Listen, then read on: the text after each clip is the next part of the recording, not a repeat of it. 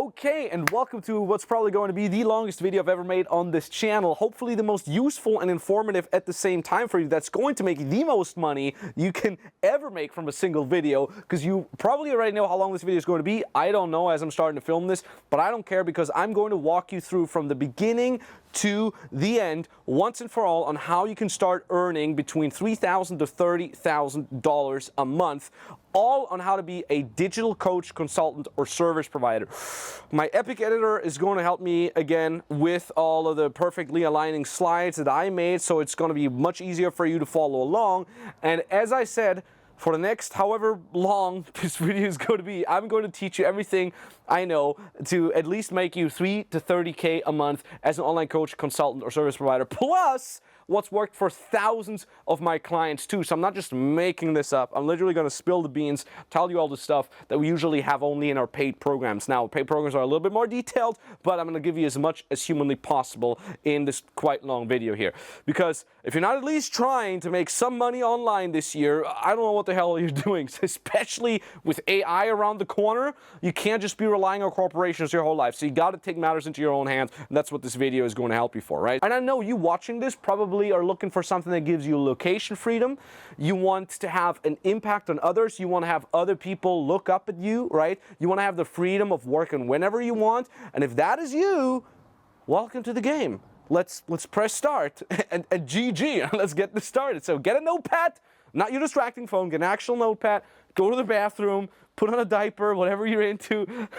I'm going to eliminate all the distractions because I'm about to get into this really, really detailed. So if you pay attention, I guarantee it's going to be the best decision you've ever made to watch this video and the best couple of hours spent in your life. So I won't even be doing any cuts. We're not going to do second or third takes whatsoever. There's going to be very minimum editing, just unfiltered, raw information in this entire video. So, you know, I was talking about this idea and someone said I needed to charge to make this video or make this video kind of like a low ticket course, but nah, I don't think so.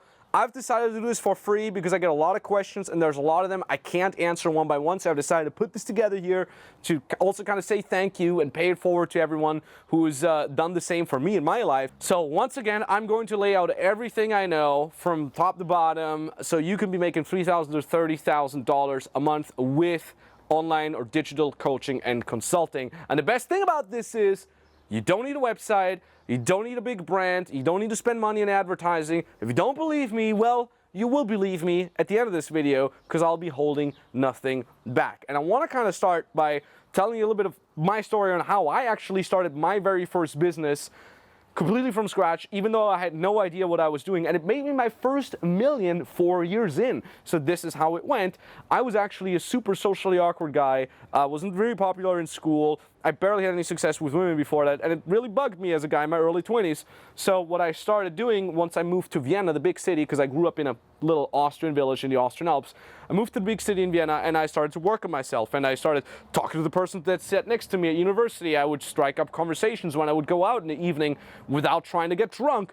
And all these things really gave me a lot of experiences, and I started posting about these experiences on an online forum. Now, that was 2009, 10, 11-ish, way before there was big social media stuff. So forums were kind of the thing. And then I'll never forget, I started posting there, and then someone reached out to me asking me if I did coaching, and I just said yes. I lied, like, oh yeah, I do coaching, yeah, sure, yeah. And they asked me how much, and I said, I think it was 130 or 150 euros for an entire day of coaching. And the guy said, cool, like, can we do it on Saturday? So I would meet my first client in person on the streets of Vienna, and I would, you know, help him get out of his shell, talk to people, strike up conversations and all that. And that was kind of like the idea on hey, I think I can make money with this. And I don't want to bore you too much with the details, but what actually happened was I started posting more. I started getting like a little bit private clients, all built on word of mouth. And then one of the biggest coaching and personal development companies in the world, Real Social Dynamics, reached out to me and asked if I would be willing to work entirely for free for 6 months. Had to pay my own flights to fly to Miami to help out there and crash on the couch, aka on the floor. And I said yes. I'm like, yeah, why not? Like, I don't want to look back asking myself, what if I had taken that opportunity? So I did take that opportunity, even though I had just lost my part-time job. I had to quit university to make this happen. I had to borrow money from people to make this trip happen because I wasn't making enough, by all means, yet to actually go on this journey. I still said yes, even though the timing wasn't perfect. So I started working for this company and got mentored for free in exchange for my free labor, like 14 hours a day. And 6 months in, they offered me to become a full-time dating coach together with them, partner up, build my own business. They would help me out. They would give me access to their email list, and then just build my own business from that. And, slowly, steadily, I started making 5 to 10K a month, which was a lot of money for me as a, like a 23-year-old. I was traveling the world. I was going on my first out of 4 world tours, teaching seminars offline, and I was making 5 to 10K a month, which is more than a doctor makes in Austria. So I was like, this is insane. And what happened was in 2016, I created my first digital online course, which then made me my first million at the tender age of 26. And that was really, really crazy. And I guess the lesson here for you is, I want to give you a little bit of a quote by the Joker. He says, if you're good at something, never do it for free. And that's kind of like your first lesson. So you're probably watching this because you have a hobby that you're good at, or a skill, or maybe a job skill, like you have acquired certain skills in your current job. Maybe you have some sort of expertise. Well, if you're good at something, don't do it for free. And that's why you're probably sitting here having thought about starting digital coaching or consulting. So I want to start this off by picking your niche, because that's kind of like the first thing we need to do here, right? We need to kind of pick what direction you want to hop into. And even if you already know, okay, I already know I want to be a coach and this and that, still pay attention, because a lot of times people have what we call a Swiss cheese situation. They kind of know their niche, but then there's a couple points missing, a couple, basics actually missing when it comes to picking the niche. So please still pay attention. And we got a really great exercise sheet here that we're going to show up on the screen right now. We call this the growth boost exercise. This is literally an exercise that we usually give our clients. We work with our clients one-on-one through this exercise. We're doing a lot of the heavy lifting. Of course, I can't work with you one-on-one here now through this video, but I can still share this exercise. And so if you're not sure about what niche, what topic you could coach or consult or service providing in, this exercise is going to give you clarity once and for all. And the exercise starts with this. You basically look at all the challenges that you've overcome in your life, and you basically just write down, I was, or I had, or I couldn't, and now I'm able to, right? I'm going to give you a couple examples here. Let's scroll up. For example, I couldn't sell, right? And then I attended seminars, I practiced doing sales calls. And now I'm able to analyze my client situations and needs very well, and I can support them in making a decision to buy. Or in my case, to go back to my example, right? I couldn't have the confidence to talk to a stranger. I didn't possess the charisma to be interesting or attractive. And then I just started learning about social dynamics, and I practiced a lot. And now I'm able to strike up a conversation, be an interesting person, and maybe go ask someone attractive out on a date, right? It's the challenge that I've overcome and the end result that I'm enjoying right now. And there's a couple examples and tips here on the screen as well that you can look at. You can pause this and just read through this, but we will go into more detail into this in a second. There's the so-called 5 mega niches, but we'll get to that in a second. So what I want you to do is I want you to fill out this exercise sheet. You can just write it into your notepad. You can pause this, write this in a notepad, and write as many challenges that you've overcome as possible. What a lot of people do when they start this exercise is they think, I've overcome this challenge and that challenge, but that's not good enough. That's probably not going to make money, blah, blah, blah, blah, blah. And then instead of writing down 10, they write down 2. Don't fall into that trap, because it's not about monetization yet. It's not about how easy it will be. It's not about that. It's just about gathering all your strengths that you've gained by overcoming all your challenges. That's all that this exercise is about. So there's no wrong answers. There's nothing stupid in there. Just write down as many challenges that you've overcome as possible. Also, challenges that are completely obvious for you. Like maybe you say, I don't know, like I've never had a good relationship with my brother, but then I just put in the work and, we set aside our differences, and now my brother and I are we got a really good, connection with each other. That might be super obvious for you. You're like, yeah, it's pretty easy, but it probably won't be obvious for everyone that might be in a similar situation. So again, there, no filters, write them all down. That's step 1 of that finding your strength exercise. The second part that you need to do now is you need to cross-reference each and every one of the points that you've made here, right, with the current market. And the way you do this, again, we do this one-on-one with our clients. We do a lot of the heavy lifting, but again, like I want to do it in a way so you can do it yourself now. You cross-reference this with the market by ranking each and every obstacle that you've overcome with 4 things. You rank them number 1 on a scale of 1 to 10. How much passion do you feel about this? So 1 meaning you feel zero passion about this, 10 meaning your heart is burning for that, right? Then the second thing you want to rank it for is confidence. How confident are you in terms of your experience level with this, in terms of your knowledge? Again, 1 meaning you're not confident at all, you just stumble across it. 10 meaning you're absolutely confident you can crush it there. And the third thing you want to rate here is pain. Like, how much of a pain is this challenge for others? I'm going to give you an example in a second. And then the fourth ranking you want to give on a scale of 1 to 10 is money, meaning how easily will this be monetized for you? I'm going to give you my example now. So let's get back to my first business that made me my first million before I started doing digital consulting for businesses and people that want to build a business, which is what I'm doing now. So back in my dating times, I would have written here, I wasn't able to hold a conversation, I wasn't able to be attractive and go on a date with someone attractive. And now I'm able to go on dates and be charismatic and be funny and actually have, you know, the balls to go talk to someone. Now, how would I have ranked this with passion back in my days? I would say probably a 7. Not a full 10 out of 10, but I was pretty passionate about this. How was my confidence about that? I would say probably more like a 4. I didn't think I was the Casanova who, you know, every girl I talked to loved me. No, not at all. So I would say I had confidence level of 4. Could I help out my super shy friends that have never talked to anyone? Absolutely, because I know how to talk to someone. Could I help someone that already was dating a supermodel? Probably not. But what we always say here is, in terms of your confidence, as long as you're 1 to 2 steps ahead of the average person, you're already good to go. So that's why I ranked myself with a 4 on confidence in that example, and I still made it work. Pain. How much of a pain is it for men in general out there that want to talk to attractive women, they want to find a dream partner or get married, but they can't? I would say the pain point is pretty damn high for a lot of lonely men out there, so I would aim that as like an 8, maybe 7 or 8 out of 10. And then you would go for the last ranking, which is money. Like, how easy, how loosely will people pay you money for that, right?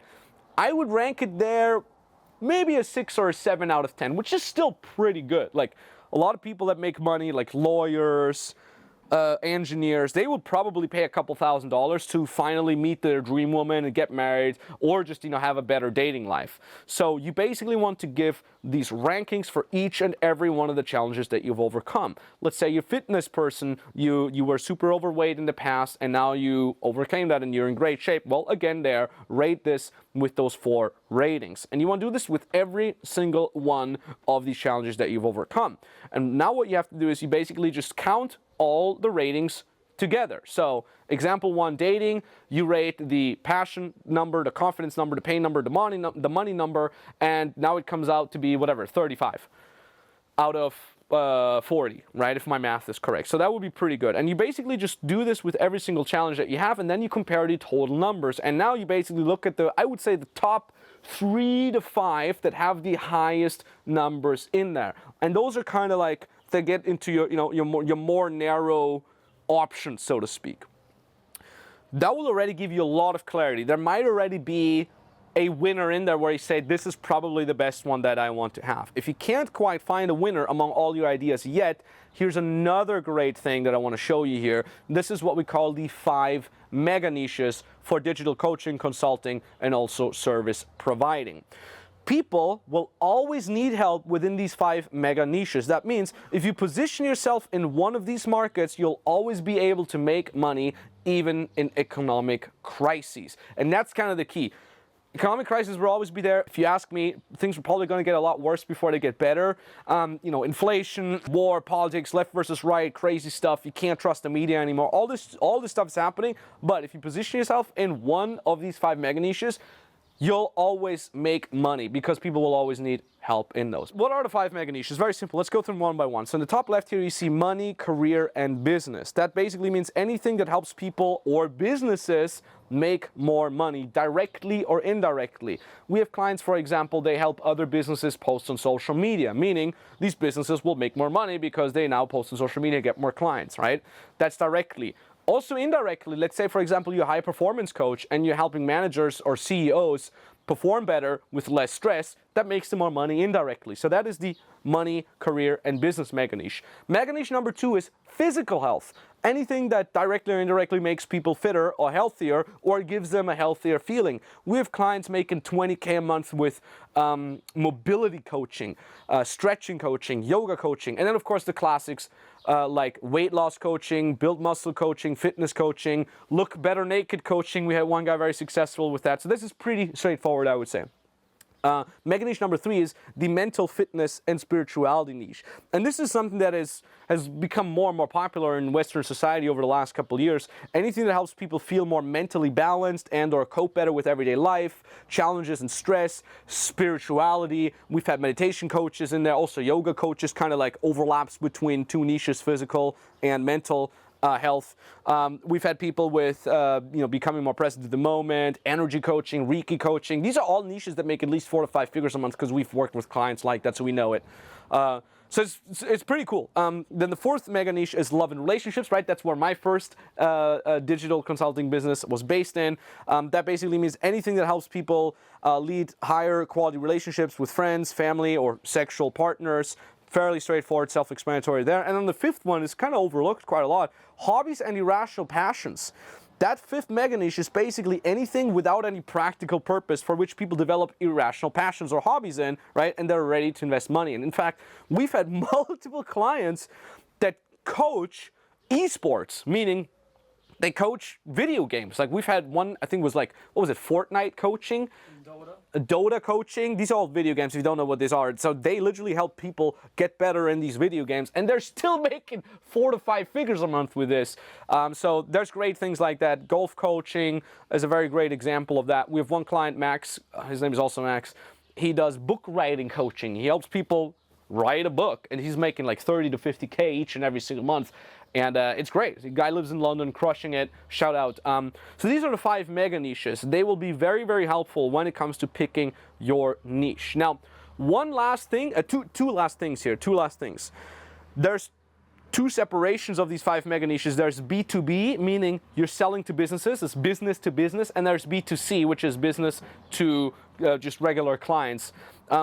I always prefer B2B, meaning I always prefer targeting other businesses because businesses by definition have more money to invest than just a singular person. Now that doesn't mean that selling to singular people won't work. I mean, my first business, multiple 7 figures a year, was selling to people and not to businesses. But what I'm saying is if you have a skill that can be sold both to businesses as well as to regular people, always choose businesses because it'll be easier to sell to them. And then the second caveat is passion.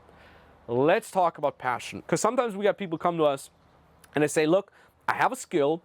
I'm really good at that. I know I can make a lot of money because it's fixing a big problem, but I'm not super passionate about it. What should I do, Max? I feel conflicted. And if that is you, pay attention. I actually say passion is overrated. I felt pretty passionate in my first business. I feel very passionate about this business, teaching other people like you build a coaching or consulting or service providing business. I feel pretty passionate about that, but I've met so many people that felt virtually zero passion about the topic, but then they started feeling passion once they had started making good money with it. So, I mean, I always bring the example of the CEO of Portaloo. You know, Portaloo is a portable toilet company. Like, you think this guy is passionate about toilets, but he's still probably making multiple 7 figures as a CEO. Do you think the IKEA CEO is really passionate about furniture? No, but he's damn right passionate about looking at his paycheck every single month. So don't put too much weight on passion because usually passion comes when you deliver cool results. Even if it's something boring or mundane that you're coaching. Number 1, once you make that money, you'll be pretty passionate about that. And number 2, once you change people's lives in that, you have clients reaching out to you saying, hey, John, thank you so much. Like, this thing really helped me. Look at my awesome results. Look at how happy it makes me. You will feel that passion nonetheless. I guarantee you. So if you can choose, if you have only things that you're not super passionate about, but that you know they work, go ahead and do them. I want to give you permission to do that. Now, we figured out what niche, kind of what topics you want to be in with your coaching and consulting or service, right? Now we need to create an offer that is easy to sell, right? Before we're going to get into a really cool quote that will help you kind of understand that, I'm going to have a quick sip of my coffee. Whew. Kevin Systrom, he once said, great offers sell themselves. which sounds pretty cool, right? But I'll add a little nuance to that point by saying the better your offer is, the easier the sale will be. It might not be the sell itself, right now from the get-go that it's going to sell itself, but you can increase the chances by creating an offer that is as resistible as we can get it. So what I'm saying here is, if you can't create an absolutely irresistible offer, just make it as irresistible as you can, because it will make your selling easier. That's simple. So over the next minutes, I want you to keep in mind the following sentence. How can I make what I offer as irresistible as possible? Not how can I make it irresistible, but how can I make it as irresistible as possible? And the most important point when it comes to making an offer as irresistible as possible is actually pricing. So you need to have the right pricing mindset here. A lot of people get into coaching, consulting, or service providing with an idea of they have to get paid per hour, right? So maybe they come in and they say, listen, Max, I get paid $50 an hour right now, but in order for me to make $10K a month, I made the calculation, I need to charge $200 an hour or $150 an hour. How do I do that?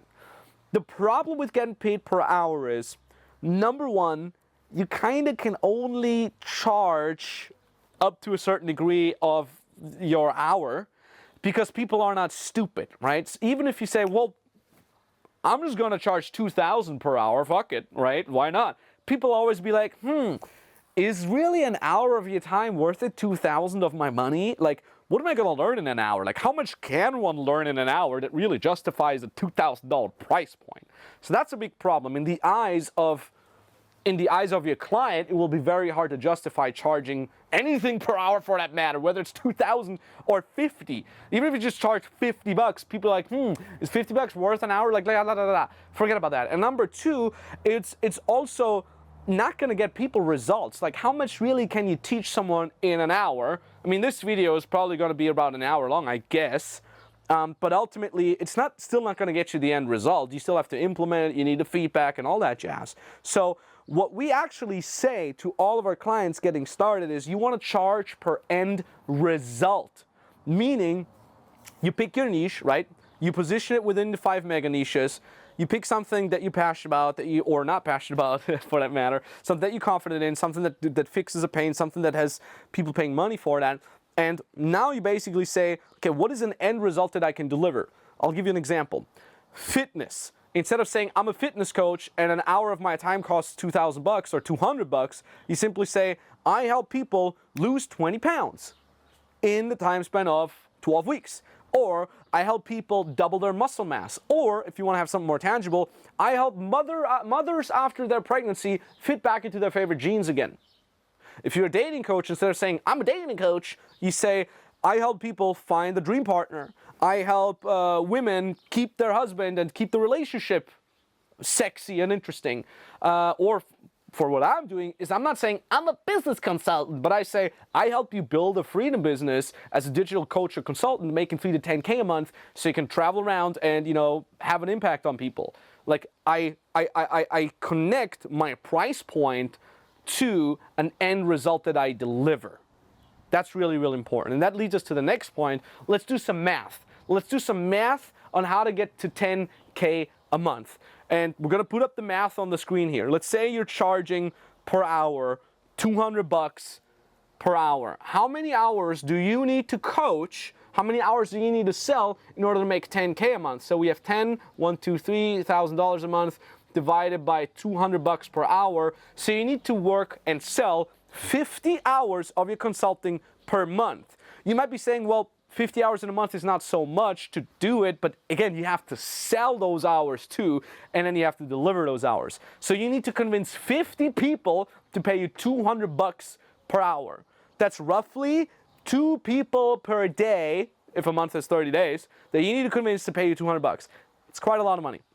Let's say, okay, let me sell an info product. Let me sell an info course for $400, right? So again here, we're going to put the math on screen. We're going to edit the math on. Let's not even share my screen here, but $10,000 divided by $400 info product is 25 info products. That's roughly 1 product per day that you need to sell for $400. That's still a problem. Now, let's say though we're going to change our mindset and we say, okay, we're going to charge per end result. I'm a relationship coach, and I help couples rekindle their relationships so they find each other sexy again and they love each other and all lovey-dovey, and I charge $2,000 for that, right? I'm going to work with them for sure over several weeks via Zoom, via WhatsApp, email, whatnot, and I charge $2,000. So I don't need to calculate that. I know it in my head. $10,000 a month divided by $2,000 price point is how much? 5. You need to sell 5 clients a month to get a 10K a month. That's not too difficult. That's about roughly 1 person per week that you need to sell to in order to make 10K a month. That's very, very, very, very doable. Now, we also have clients that say, I'm charging $5,000 because the pain point I'm fixing is pretty big. Let's say, for example, you help brick and mortar businesses like restaurants get more clients by building a social media account for them on Instagram. Maybe you know Instagram well and you're like, look, I'll make a post a week for you guys. You guys will probably get a ton more clients from that. I'll charge $5,000 per month for that, right? Or you run their advertising and whatnot. Now you need 2 clients a month, 2 clients to get to 10K a month. So you can see here how that math starts working out much more easily. And at the bottom of all this is that you need to charge per end result that you deliver. And hold on a second, Max. What if I'm not confident I can deliver that result? Like, what if I say I'll deliver that result within 12 weeks and it takes me longer? Well, no problem. Like, then just prolong it and be like, you know what? No worries. I'll just help you out another month, and then we'll get you the end results. It's a little slower, but you know, who cares? Now the client is still happy. Client might prolong with you, pay you more money, give you a referral, give you a great testimonial. I mean, we do literally the same as well. We usually say we help you get to 10K a month, or at least, you know, double the investment that you make with us within 12 weeks. Now, guess what? Not everyone's going to do this within our program because people have a life, people have a family. A lot of clients that come to us, they do this next to their full-time job, so they're not going to make it within 12 weeks. Well, guess what? We're like, okay, no worries. Well, let's do another month until you get there, and you don't have to pay anything extra, because it's, again, in our best interest to get someone the results than just saying, well, 12 weeks are over, goodbye, right? The long-term, like the lifetime value of a client is much higher. So I don't mind prolonging clients to get them to the end result because I want them to win. Like, we win when our clients win, right? So anyways, that's the math behind the pricing. I hope that makes sense. And then the last point in terms of mindset, pricing mindset I want to give you here is you want to target people with money. I've kind of mentioned it now a couple times before, but I want to give you a story to really hammer in this point. So, young 23-year-old Max just started doing dating coaching for $150 a day, which for me as a student was a lot of money, don't get me wrong. But then I had this one client once, his name was Sasha, shout out, and he was a pretty prestigious lawyer in Vienna. And he bought my first coaching for one day. I coached him, he loved it, then I gave him another day. He bought that as well for $150, you know. And he, I think on the second or third day, he just pulls me aside. He's like, Max, can I be honest with you? And I'm like, sure. And he's like, I barely didn't see the value in this program. And I'm like, oh my God, why not? Like, I really coached my ass off. And he said, because it's just too cheap. Like, I was almost not going to buy that first program, the first $150 for a day from you, because I just honestly thought it was too cheap. I didn't take you seriously. And that word really, not taking you seriously, that really hit me. And I'm like, wait a minute. Are you judging the quality of the coaching based on the price? And he said, look, Max, I got a lot of single lawyer friends. All of those guys would easily pay $2,000, $3,000 for a coaching like this. Maybe not per day, right? That's kind of like how it leads into this charge per end result. But he said, look, they would easily charge you $2,000, $3,000 for you to help them find their dream woman. But if they see a price point of $150 per day, they're just not going to take you seriously. And that's really like, that was kind of like the epiphany for me that made me understand, hey, hold on a second, I probably should charge higher amounts of money so I can actually target people with money. So it's kind of like a chicken or the egg story. How can I get clients to pay me more? Well, not all of them can afford to pay me more, and I'm kind of stuck with these low-level clients.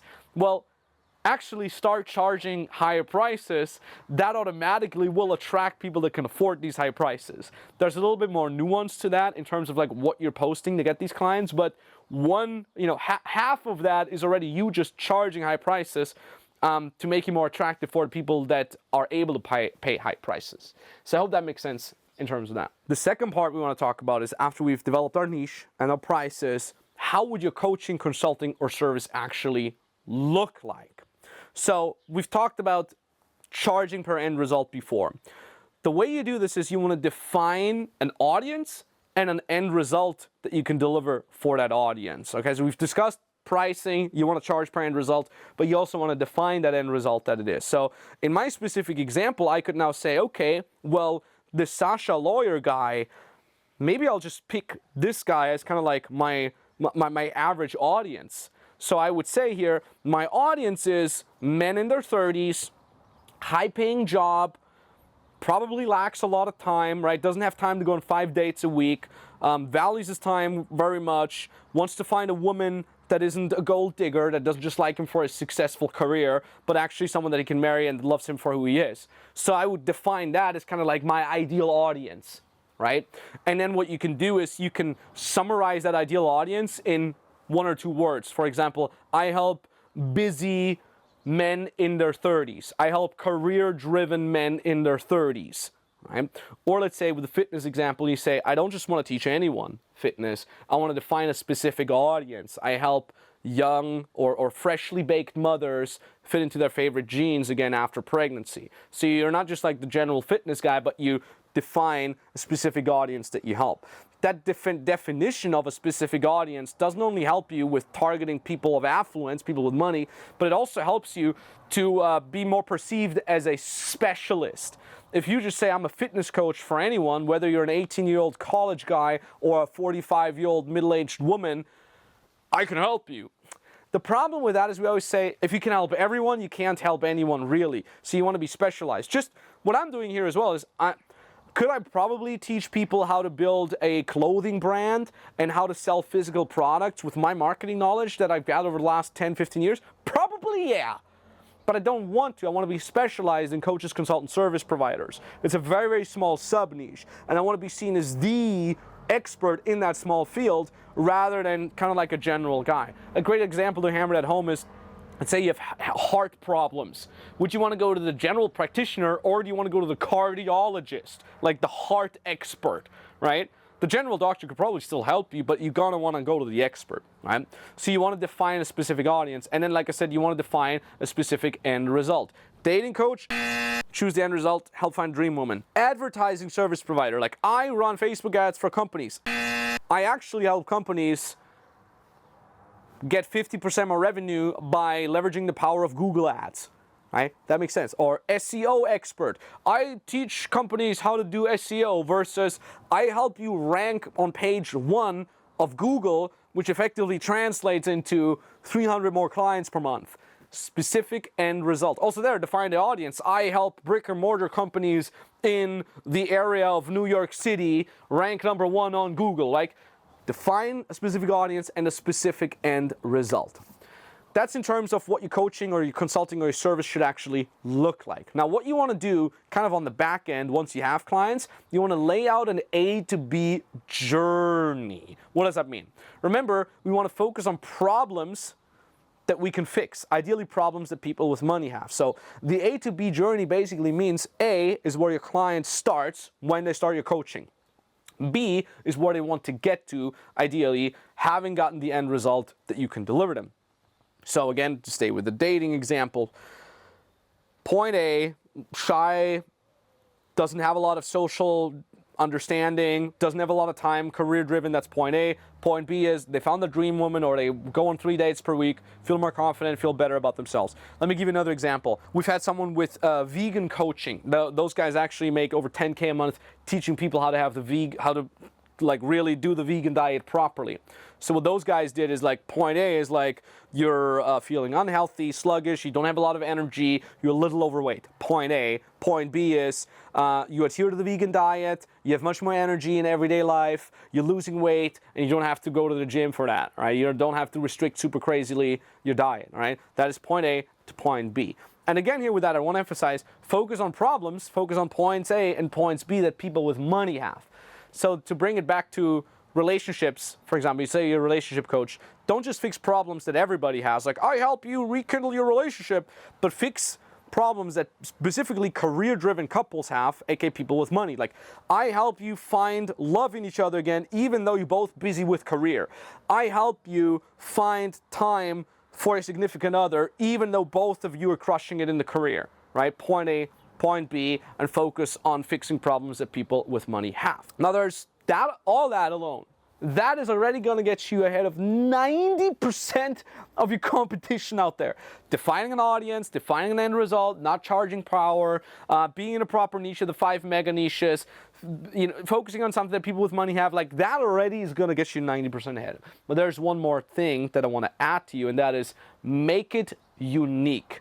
We're going to talk about this in a second. I'll have another sip of coffee. How long have you been talking so far? 37 minutes. 37 minutes, Jesus Christ. Hey, if you've learned something new so far, even if it's just one little thing and you're still watching this, drop a comment. Be like, I learned this, or like, thank you for this, or Max, you suck. Either way, I'm fine.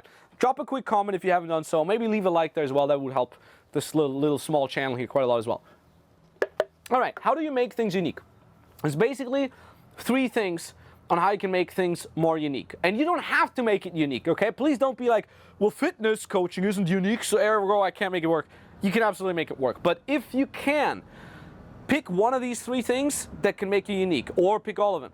Number 1 is your method. If you have a specifically unique method that gets your clients to the end result, please leverage that.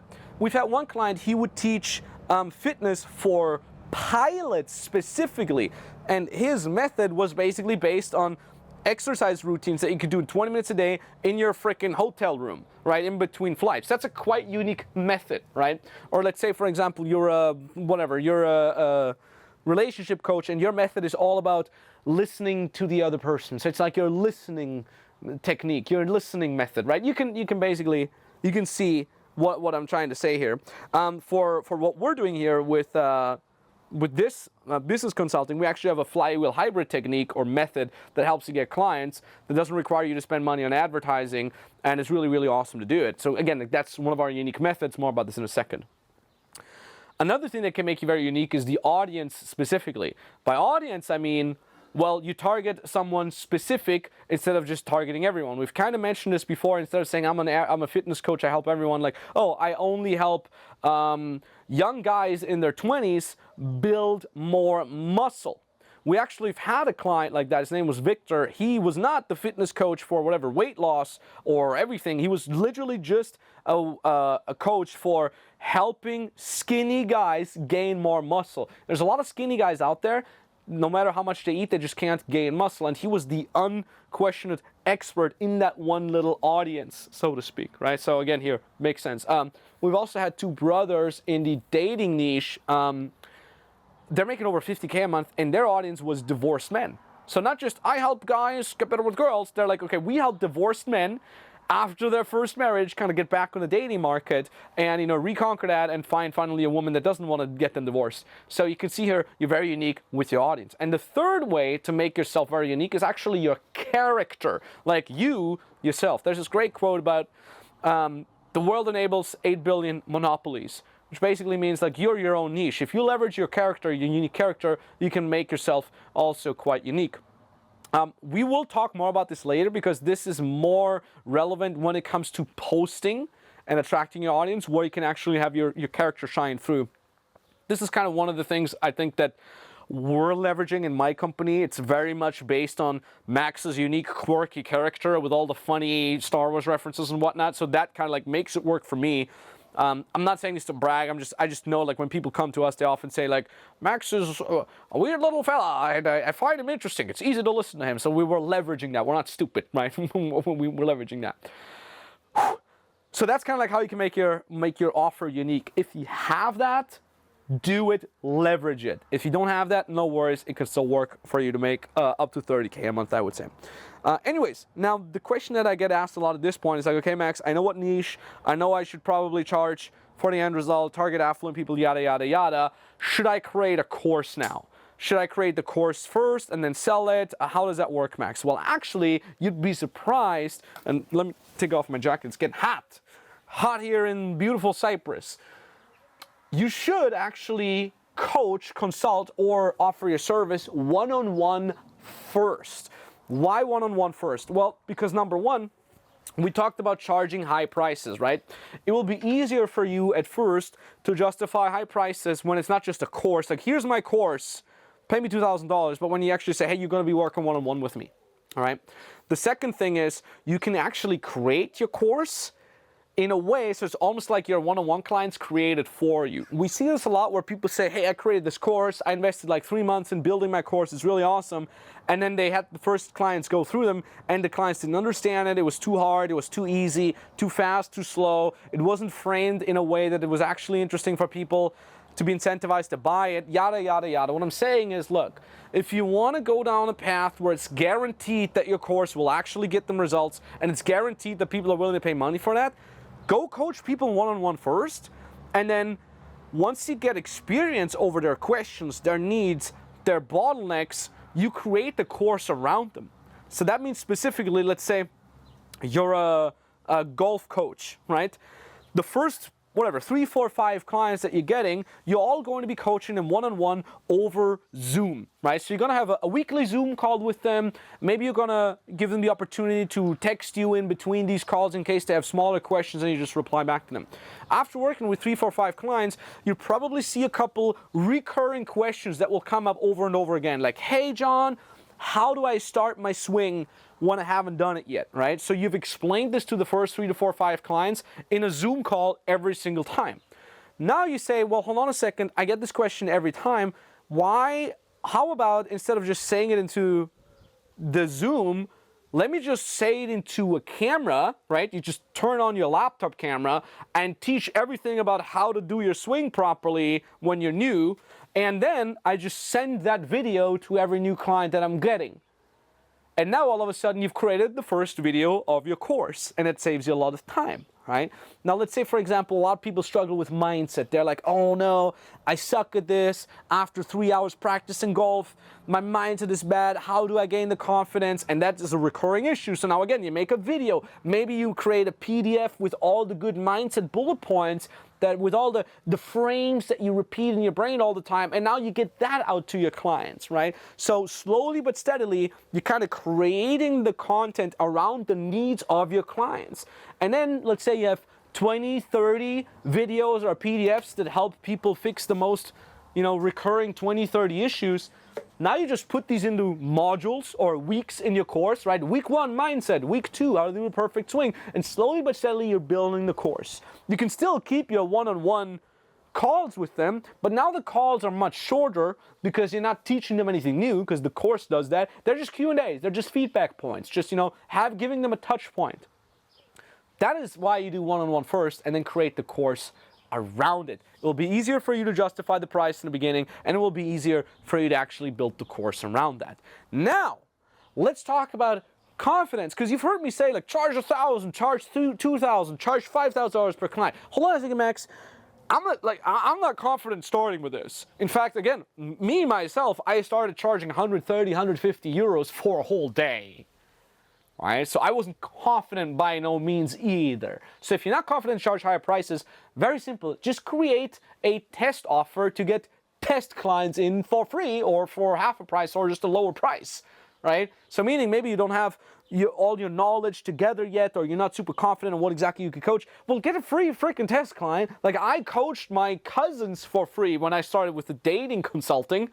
Like, I was like 21, 22, and I had my cousins. They were just hitting puberty, they wanted to get confidence with the other girls in school. So I would just coach those guys for free. And then I learned more about like how to, lay out concepts to someone, how to give someone the confidence, how to push someone to actually get themselves out of their shell. So I would learn all these things entirely for free, right? Later on, you can also then get test clients that are actually a perfect fit for your audience. And you just say, listen, I really want to become a coach or a service provider. I really want to become a service provider for building websites, for example. I'm not super confident yet to charge money, but I know, cousin Jimmy, you got a barbecue restaurant. Can I build the website for you entirely for free? All I'm asking for is that you give me a cool testimonial. Everyone's going to say yes to that. So now you're gathering testimonials, you're gathering experience, and you're also gathering confidence. And then what you can do is, like, you're building your cousin Joe a website for his barbecue grill thingy. Maybe the website works so well that he's like, hey, I made a lot of extra clients, a lot of extra money. And then you can just say, listen, well, I can make the website even better, but now I'm going to charge you money for that. So you can see you gain more confidence, you gain testimonials, you might even get references, referrals, meaning cousin Joe what's his name, Joe? I forgot. Cousin Joe will maybe refer you to another guy with a similar barbecue grill thingy that also needs your help. So you can see, like, it never hurts to just start doing something for free with test clients. All right, we got a ton of beginner clients just wanting to start with a lower priced offer first too, and then charge higher prices. In fact, maybe we'll have some screenshots here. We got some of our clients just start charging $500, $400, and then they slowly charge more, $1,000, all the way up to $3,000 per client. I mean, we've had clients start for free, then work themselves up to $400, and now they charge $12,000 for dating advice, for example. Like, that absolutely works. So don't freak out if you're not super confident charging high prices yet. Whew. So now we got your offer. Thank you very much for watching. Bye. No. This video is still going to continue. Then we got your offer. We made it as irresistible as we could, right? By charging per end result, by fixing problems people of affluence have, by maybe adding a unique twist, by getting an A to B split journey, by starting one-on-one first. We made it as irresistible as we can, right? How do we get the people that we could help to buy from us?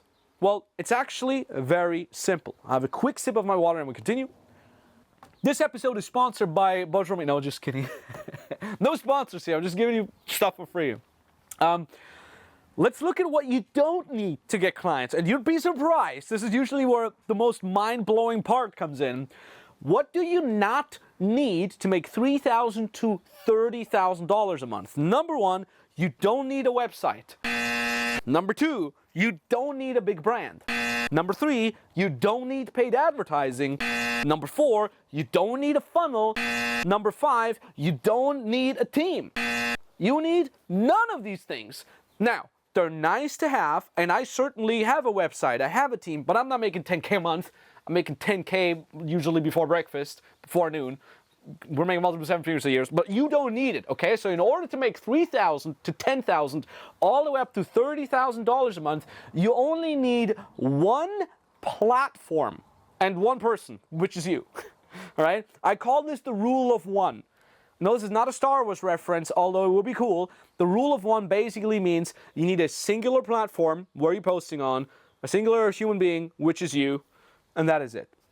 Now the question is, when you say, Max, one platform, which one is it? Is it LinkedIn? Oh, I'm sure it's LinkedIn. I should post on LinkedIn, right? No, it's Instagram. Well, it actually depends on you. What platform to pick depends on who you are, what kind of skills that you have, who your audience is, what niche you're in, and so on and so forth. I'll give you a little bit of an overview here. We're gonna put this into the screen here.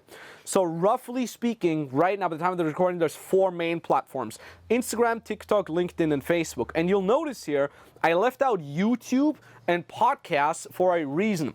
YouTube and podcasts are really tough nuts to crack. In fact, YouTube and podcasts, we help with our advanced clients that are already making 10, 20, 30K a month. We help them build a YouTube channel as well. But usually with YouTube, you're probably going to just post videos for 6 to 12 months without getting anything in return. So the learning, the growth curve of YouTube and things like podcasts, they're not linear. They're just going to be flat for 6 to 12 months. And if you're then lucky, one of your videos starts taking off and you go viral. And even then, you can still not monetize it as easily. That's not what we're all about here at Max Tornow Consulting. What we actually are about is to get you the fastest and most direct way to getting your first clients. And YouTube and podcasts are not the way to get fast clients. The way to get fast clients is actually Instagram, TikTok, LinkedIn, and Facebook. Which one to pick, though, is very simple. If you look at this little overview sheet here, if, let's say you have writing skills, you're really good at writing, you love articles, long form writing. Instagram, not so good for you because it's more about video. TikTok, same spiel here. But LinkedIn and Facebook, absolutely good for you because LinkedIn and Facebook are predominantly text-driven platforms. Both LinkedIn and Facebook have tried to dabble with video. People on the platform just are not on there to watch videos. They're on there to read posts. Mid-length posts, meaning a couple paragraphs, all the way to long-form posts, meaning about 5-minute reads. That's LinkedIn and Facebook. So if that is your skill, you might want to be hopping on one of these platforms. Let's say community building. You really love the community aspect, like getting in touch with people, kind of learning, like from a social standpoint. Instagram works pretty well. You can build yourself your own little mini community. TikTok, not so much, because TikTok is more like a feed-based platform. It's not so much about like building a brand as much on TikTok. I know there's a lot of nuance to it, but just for the sake of simplicity, LinkedIn, also not so good at community. And LinkedIn has dabbled in groups. People don't pick it up as much. But Facebook is huge because Facebook groups are still, to this day, one of the biggest platforms that are used by people, by human beings out there that are super happy to pay you money as long as you're in the right group. So if you're in a community building, Instagram or Facebook is going to be your go-to choice. And say you got video skills, meaning you're good on camera, you love talking, you love showing yourself on camera, like I do. It's like clearly one of my primary skills, which I love doing. So naturally, I'm all everywhere on Instagram. We post, what, two times a day on Instagram at the time of the recording. So I love that. So naturally, I'm leveraging that quite a lot. TikTok, same spiel here. In fact, you can upload the exact same short form videos that you upload on Instagram on TikTok kind of as a secondary platform. LinkedIn and Facebook, like I said, they're not super duper into videos. Probably not going to be a good fit for you. B2C niches, meaning you're selling direct to the consumer. So relationship coaching, dating coaching, esports coaching, sports coaching, spirituality coaching, all that where you're targeting consumers, that works on all of these platforms. Instagram, TikTok, LinkedIn, Facebook. We've had so many clients in and around these niches making 10, 20, 30K a month on all these platforms. B2B niche, you say you're targeting other businesses. Instagram and TikTok, not so much. Like most businesses are not going to look for mentors or services on Instagram. There's, of course, again, exceptions to that rule. Let's say, for example, you're teaching coaches and course creators go viral on Instagram. That's kind of like one of my sub niches. Then absolutely Instagram and TikTok are going to be for you. But like when you say like you're targeting old school businesses, brick and mortar businesses, businesses that are owned by, you know, people in their 40s and 50s, you're probably going to be better off by being on LinkedIn and Facebook, right? Because the demographic is a little bit older. Posts per week recommended also there. If you're someone who's like, I love posting all day long, like this guy here, Instagram is going to be your go-to because you're going to be posting 4 to 7 times a week. Same on TikTok. If you're like, I'm not a big fan of posting, LinkedIn and Facebook, LinkedIn is pretty good. 1 to 3 times per week is enough. Facebook 3 to 5 times a week. Easily, so meaning every other day. So again here, you can basically use this very, very rough structure with very little nuance to kind of pick what exact platform works best for you. Again, we do this with our clients one-on-one. We do a pretty good deep dive on like kind of finding out what platform fits the best to them, also in regards to their niche, their audience, and their own skill sets. But basically what you want to take away from this part here is choose one single platform and then maybe maximum a secondary platform. A good example of that is you use Instagram as your main platform. That's where you're doing all your outreach. And then you just take TikTok as a secondary platform because you can upload the same videos on there. Maximum a secondary platform. Again, we've seen so many clients that just crush it 30K a month with a singular platform. The reason why we say don't have all these different kind of platforms is because a lot of people spread themselves too thin. You know, they watch Gary Vee, and Gary Vee is like, post on all the new platforms and be everywhere. And I love Gary Vee. He's a great influence, but it burns people the hell out. Like if you're the only person, you don't have an editing team, you don't have a video editor, you don't have a camera guy, you still have to do outreach, talk to your clients and all that. And then on top of that, you got to post every day on every platform. You're just going to spend hours upon hours every day in front of a freaking computer screen. So, I mean, if you're passionate about it and you say, no, I love posting on all platforms all day long, let's go, please do it. But usually, again, we want to go the most direct, simple, straightforward way to getting your first clients. You just need one platform. If you do too many, you burnt out too thin, and then you give 10% on LinkedIn, 10% on Facebook, 10% on Instagram, and none of them really work. All right, so pick one platform. I hope that makes sense now. Whew. All right. That is in regards to posting. Now, how do I actually get clients? So I picked one platform. What do I do, Max? What do I post on there? How do I attract clients? Do I need to go viral? Yada, yada, yada. Well, the general vehicle that is going to get clients coming to you is what we call the flywheel hybrid method. I'm going to show it on my screen now as well in a second. The flywheel hybrid method basically means you're going to post on your one platform and you're going to reach out to people that engage or could potentially engage with those posts. And by doing the outreach at the same time as you're doing the posting, you're getting a feedback loop. You're getting a flywheel spinning because from having conversations in the DMs with the people that you're reaching out to, you're going to gain valuable insights into what their goals are, what they're struggling with, what they like, what they don't like. And those insights will help you with your posts. Now, those posts are going to get better and better because you're getting more and more insights, which now will result in more and more people checking out those posts, aka more and more people that you can send a message to, which gets you more insights, which makes your posts even better, and so on and so forth. So the flywheel starts spinning more and more and more. Now, I have a quick little overview thingy here that I can show you that goes into bigger detail here. We're going to go through it one by one, so don't worry if it looks a little bit too convoluted here. So the first thing you're going to do is you're going to have conversations, either via sending out messages to people that could be in your potential audience, right? Or maybe you even get people on a call already where you're coaching or consulting them a little bit. Maybe you already know a couple people in your audience in real life, right? Like you're doing fitness coaching, your cousin Greg is overweight, so you know him, right? You have these conversations, you're gonna gain insights, you're gonna gain understanding of your target audience, which is this here. And then understanding of your audience gives you an idea about what to post. Hey, like everybody that I talk to, they're talking about wanting to lose weight, but they still want to eat burgers and pizza. So I got a couple thoughts on that. Like, you can actually lose weight and still eat a pizza once a week. Here's how it works. Like, Monday through Friday, you eat this, and then on the weekends, you can eat pizza, right? So now you just came up with a post.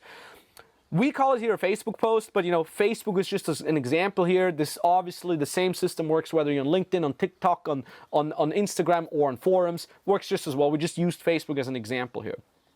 Now, two things can happen with that post that you've just made from that audience insight. It either fires, meaning it works, it gets likes and comments and it generates leads, so to speak, or it doesn't fire, meaning it just wasn't interesting enough, right? Now, if it doesn't fire, you still won because now you gained understanding of your audience and what works and what doesn't, right? I always bring up this cool example of Edison, I think it was, the guy who made the light bulb. Right, and it took him like 1,200 attempts to figure out how the light bulb works, and people asked him like, didn't that frustrate you, or don't you regret it that it took you 1,200 attempts to make the light bulb work? And he said, no, I don't care because I now know 1,200 ways on how not to do it, right? So that's kind of like, you win either way.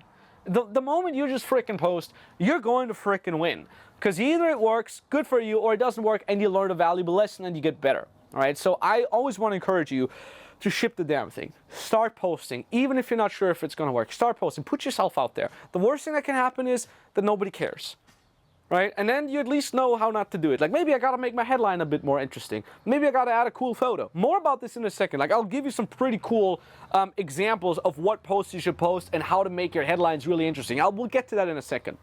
Let's say now it does fire though, meaning you get a couple of comments. Maybe you get 1 comment and 3 likes. Now you're going to reach out to every single person that has liked your post or that has commented on your post. And you just find out a little bit more about what they're all about, what they're looking for, what their goals are, what their pain points are. So you generate what we call leads, right? And let's say you're reaching out to 3 people. Maybe 1 doesn't reply. Maybe 1 says, I'm good, I'm not interested, I just left a like because it looked funny, and then 1 guy actually has the problem that you can fix, right? That is a lead. That is an interested person that could potentially be interested in buying from you, right? So that's good. So if the post fires, you might get leads. Now, either way, whether that person buys from you or not, you're still going to have a new conversation with that person in the DMs. Maybe they even jump on a call, and that again leads to further understanding of your target audience, which makes your posts even better, which gets you more leads, and so on and so forth. So you get the gist. Or, and this is kind of like the outer flywheel here that you see in this example, you actually get a first client. Whether it's a test client or a lower price client or a money client, which is fantastic because this client gets you a testimonial, right? Because most likely that client will get some cool results. That testimonial you can now post on your social media, which will give you more authority. It will probably generate you more leads, which generates you more conversations, and so on and so forth. Or that client loves what you're doing and gets you a referral, which means more leads, more people that are interested in what you do, which means more conversations, which leads to more audience understanding, which leads to more clients, and so on and so forth. So you can really see how this flywheel starts spinning faster and faster, and it's all just based on you posting 1 to 5, 6, 7 times a week, depending on what platform you're in. Absolutely works if you're just doing it once a week, depending on the platform. It's about having conversations with people that you're interested in and just getting them on a call and selling. And we'll talk about the selling part in a second as well. Like, oh, but how do I sell them? We'll get to all that. Don't worry. We'll get to that. We're like halfway through this video here. So you can really see how this can scale, how this can stack, right? Now, one important thing here, because I'm not here to sell you on like, it's so easy, just use the blah, blah, blah method. Everything's going to work out. Look, this is a business. business is going to take time. For our clients, we say usually around the 12-week mark, they're going to make their first 4 to 5 figures, which is pretty good.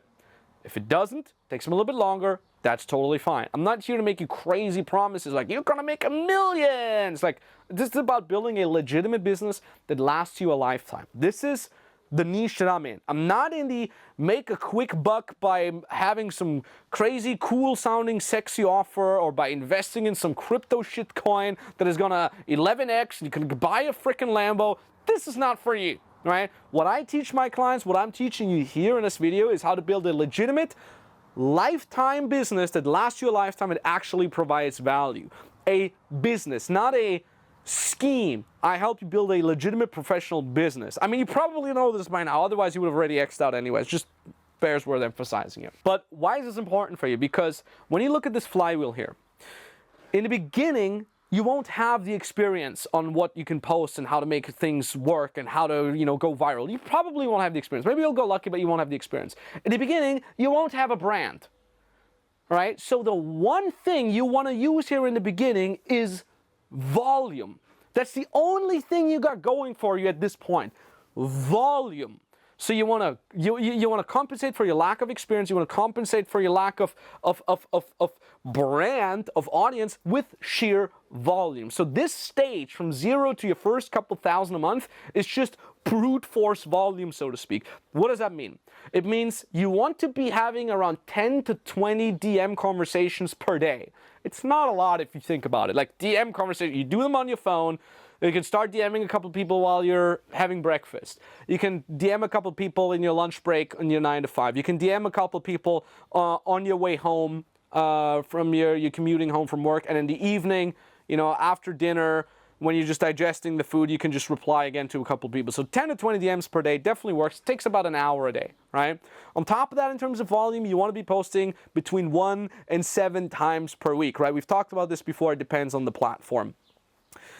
And last but not least, you want to honor Testor, the god of testing, so to speak. A lot of people think, okay, I just kind of need to know what I need to post and then it's going to work forever. That's not what business is about. You need to honor Testor, the god of testing, which means you're going to have to be willing to test a couple posts to kind of like get your feet wet. Like, what if I post about this? People didn't like it. Let me try this. Oh, I gained audience inside. That's better. So you always want to understand that it's a lot about testing, right? Same goes for the things that you're writing in the DMs. I'll show you my DM script literally later. It's our 8-figure DM script. We made over 8 figures collectively with this DM script. But also there, it's just merely a guideline, and you need to test certain words that you're using, certain ways of phrasing things. So you want to honor the god of testing. I just want to leave that out there. Volume and testing is what's going to help you at this level. Whew. Now let's talk about what to post. What can you post on social media that gets clients reply to your DMs and then later on come to you more and more? I'm going to get to this in a second. I'm just going to have a sip of water here. I genuinely say, when you're making posts, around 70% of that quality of the post are depending on your headline, if it's a written post, or the first 3 seconds if it's a video. We call this the hook. So, what do I mean by 70%? So that means if you got a really good post with really good points, really good knowledge in there, it matters only 30% of the overall picture. What really matters is, what does the headline say in your written post / what do you say in the first 3 seconds if it's a video post? So if you have a really interesting hook, right? Headline or the first 3 seconds of your video is called hook. If you have a really good hook, the video will still do really well, or the article would still do really well, even if the points, the actual content parts and the body aren't as good, right? For example, well, I'll give you more examples later in a second. How to, as a headline, like how to lose weight even if you're lazy, or how to as like a hook in a video is not as good as how I, right? So just try to listen to these 2 examples. How to lose weight if you're lazy versus how I lost 200 pounds as the most laziest person on earth eating pizza all day. How to versus how I. The second example probably sounded much more enticing to you, and you'd be more likely to read the article or watch that video if it would start with that, right? Just so you understand the importance of a hook, of a headline. Now, if you got no ideas, when you say, okay, Max, I got it, hook, headline, 70% is important, got it. but I have no idea what to say. I'm just not creative. Well, here's how I get my ideas. And this is actually like you want to write this down. I mean, I hope you wrote down a lot of other things already, but like here's like my bulletproof way of actually finding content. Number one, I listen to my audience, which means every person that I'm in the DMs with, every person that I talk to, maybe in real life, every person that I have a sales call with, even my existing clients. This is continuously learning about the topics that you can talk about on your social media. This is very, very key. As long as you know someone in your audience, listen to the problems, listen to the words that they're using, the frustration that they're uttering. This is all ammunition for posts. Like, damn, every single person that I talk to, they say they're afraid of talking to very attractive women. The word afraid, so I would like write down afraid and I would like underline it 3 times. So next time I would make a content is like how I overcame my shy character being afraid of talking to attractive women. Like, boom, right there, you got a cool audience insight that led to a post, right? So every DM, every comment that you're getting, every group post in Facebook, for example, that you witness, every forum post that is about someone in your audience, you will gather really, really good ideas. You just gotta have open ears and open eyes. The other thing that works really well is competitor research. What I teach my clients is, whether you're on LinkedIn or on Instagram or on a forum or Facebook, find content of your competitors and just take 15 to 30 minutes a day in the beginning. Later on, you can cut this down to 15 to 30 minutes a week. But you want to take regular time slots in your calendar where you're just looking at other people's posts that are either directly competitors of yours or indirect competitors of yours. So the way I would do this, for example, on Instagram is I would go on the Explore page on Instagram. There's a great Explore page, just a little, what is it called? A little magnifying glass thingy. And then I would just look at the kind of posts that I've been given. And if I just get irrelevant posts, like for me, it's just like watches and snowboarding, I guess, and heavy metal music. So I'm like, this is not going to give you relevant stuff for my audience, which is people that want to start a consulting business or service providing business. What you then do is you find competitors, like, okay, who else is teaching about coaching and consulting? Who else is teaching people building a business? And you just want to follow all these people. You want to like their content. And what happens is the algorithm understands, oh, you're looking for more content about XYZ niche, so let me show you more of this. And then the Explore page slowly but steadily gets populated with stuff that is super relevant for you. As a side note, if you say, oh, I don't want to follow my competitors because, you know, like people will see it, then just create another account. Like just create like a research account, like call it like Max Research or like your name Research, and then just follow all these accounts. And then again, the algorithm will show you more and more relevant posts that will fit for you. Now, that's an example of Instagram. You can do the same on Facebook. You can do the same in Facebook groups. You can do the same when you go on YouTube and you find out topics that people are talking about. You can do the same on LinkedIn. You can even do it cross platforms. Like let's say your main platform that you've chosen is still LinkedIn. You can still do the research on Instagram just to find ideas that you can post about on LinkedIn. It still works, right? It's like still the ideas are still the same. So this is going to work really, really, really, really well. Do this 15 to 30 minutes a day. And you want to do this again with people that are direct competitors of yours, but also indirect competitors. So what I would usually do is, so for example, if I would see a fitness coach's post, I would still kind of learn about the headline or the hook that this person is using, and then I would just say, how can I extrapolate that onto my niche? So for example, a great post that I would see just as an example is a fitness coach saying how to lose weight by eating cake. That's what we call like counterintuitive, like the logic doesn't add up, right? Like we all know, like if you're eating cake, you're not going to lose weight. But I'm like, if I would see this headline, I'm like, oh, that's interesting. So he uses something that everybody thinks is bad, but he actually makes it look like it's the vehicle to get the end result, how to lose weight by eating cake. That's interesting. How can I extrapolate it onto my niche? It's like how to get clients without using advertising, right? It's the same logic with how to get X without the thing Y. That sounds counterintuitive. So you can absolutely learn from indirect competitors as well. Just look at, I want to invite you here with this research to look at your own behavior. Like when you're, you know, when you're waiting in traffic and you're getting your phone out and scroll around, what made you stop at this specific post? What was it in the headline? Maybe the person was holding something into the camera and you're like, oh, what's that? Oh, that got my interest. Okay, well, what's wrong with that? Like, maybe it's the way they said something. Maybe it's a pretty girl. Maybe it's a pretty guy. Like, what made me watch this content? And also, what made me not continue the content? Like, maybe you just watched the video halfway through and then they say, yeah, boring. Like, what did they say over the last 10 seconds that made you scroll away? Or what made you not read an article? Maybe the formatting was weird. So I really want you to invite you to look at your own behavior and from that, gain valuable insights into how you can make your posts better. This is really, really key. Like, you're already a consumer of other people's content.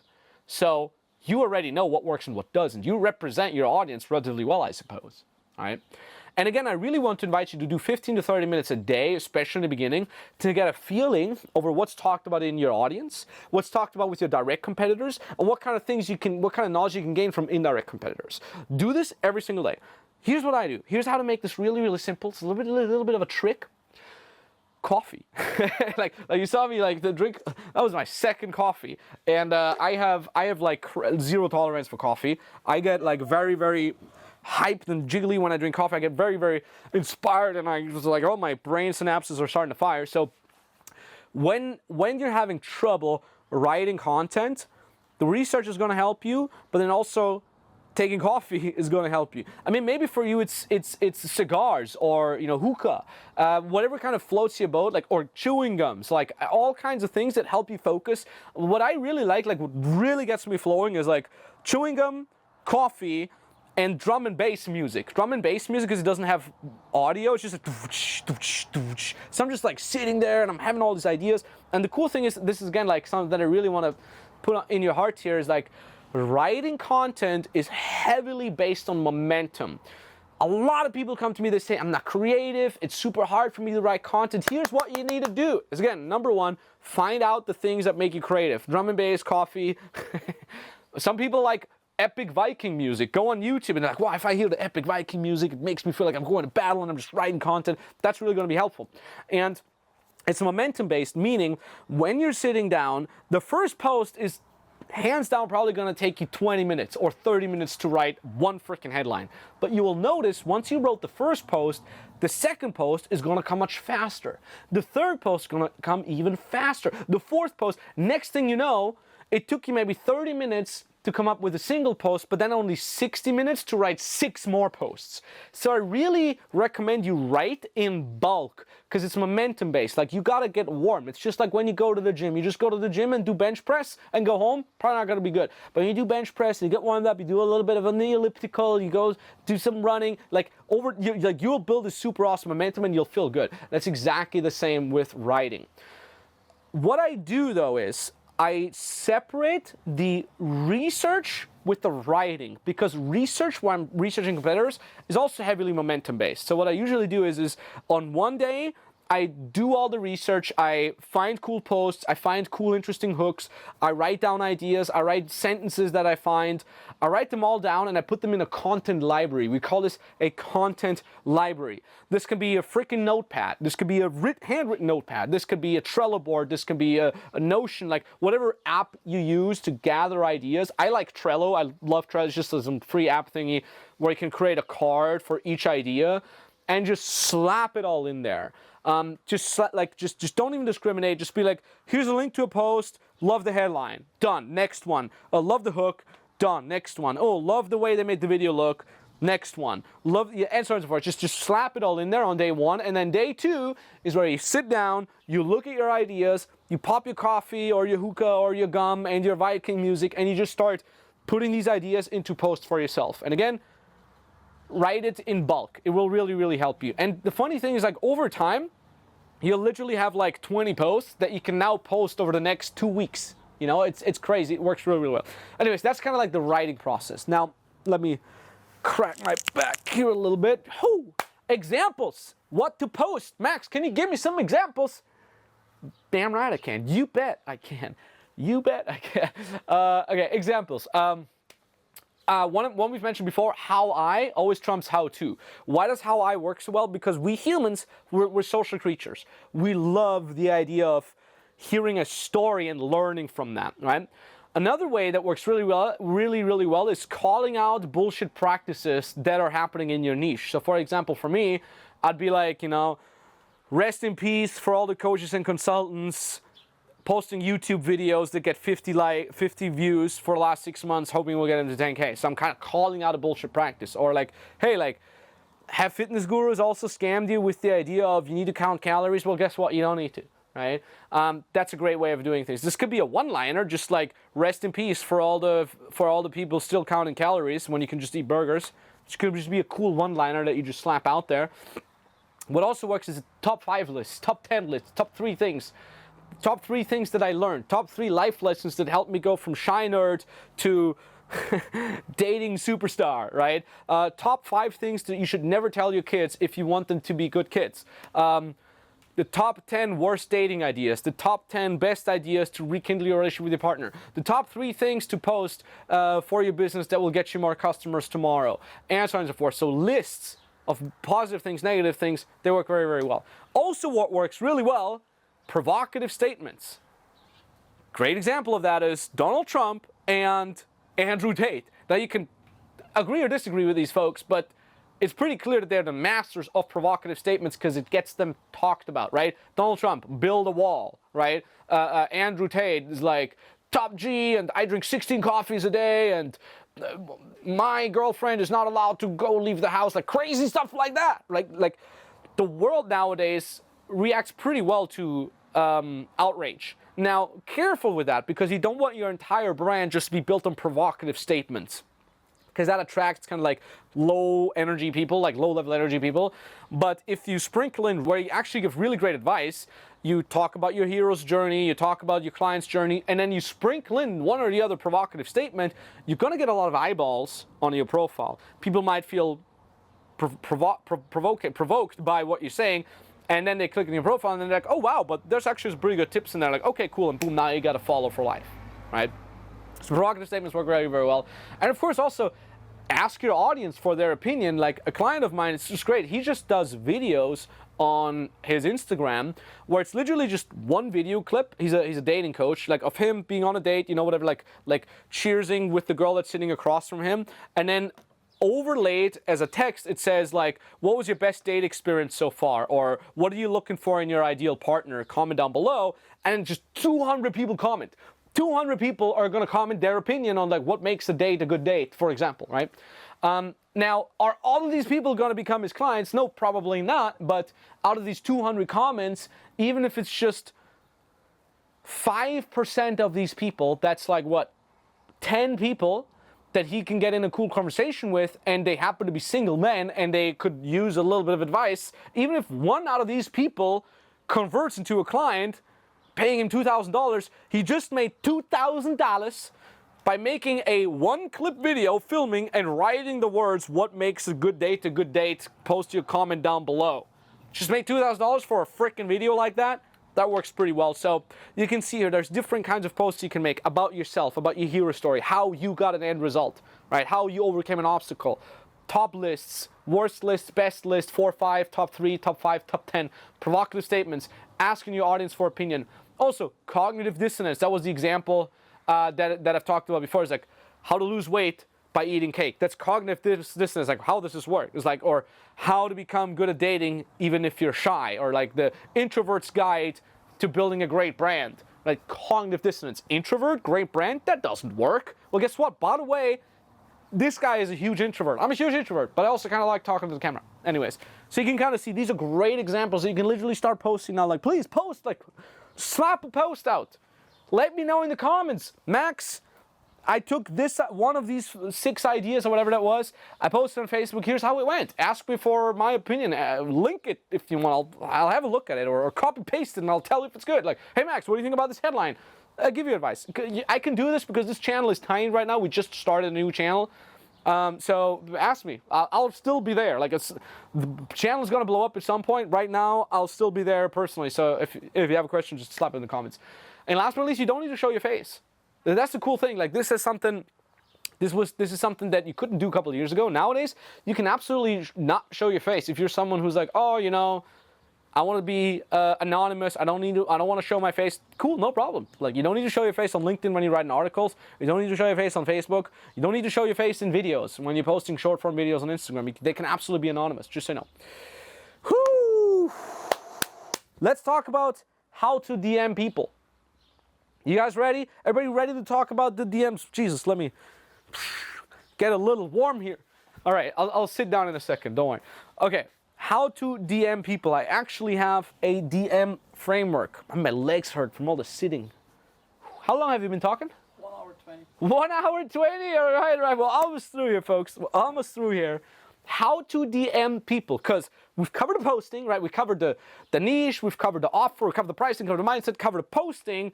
How do I DM people? I'm getting posts, likes, comments. How do I DM people? People don't reply. People stop replying. Well, look you. We have a so-called DM framework. It's a DM framework 3.0. It's the third version. We made it better over the years.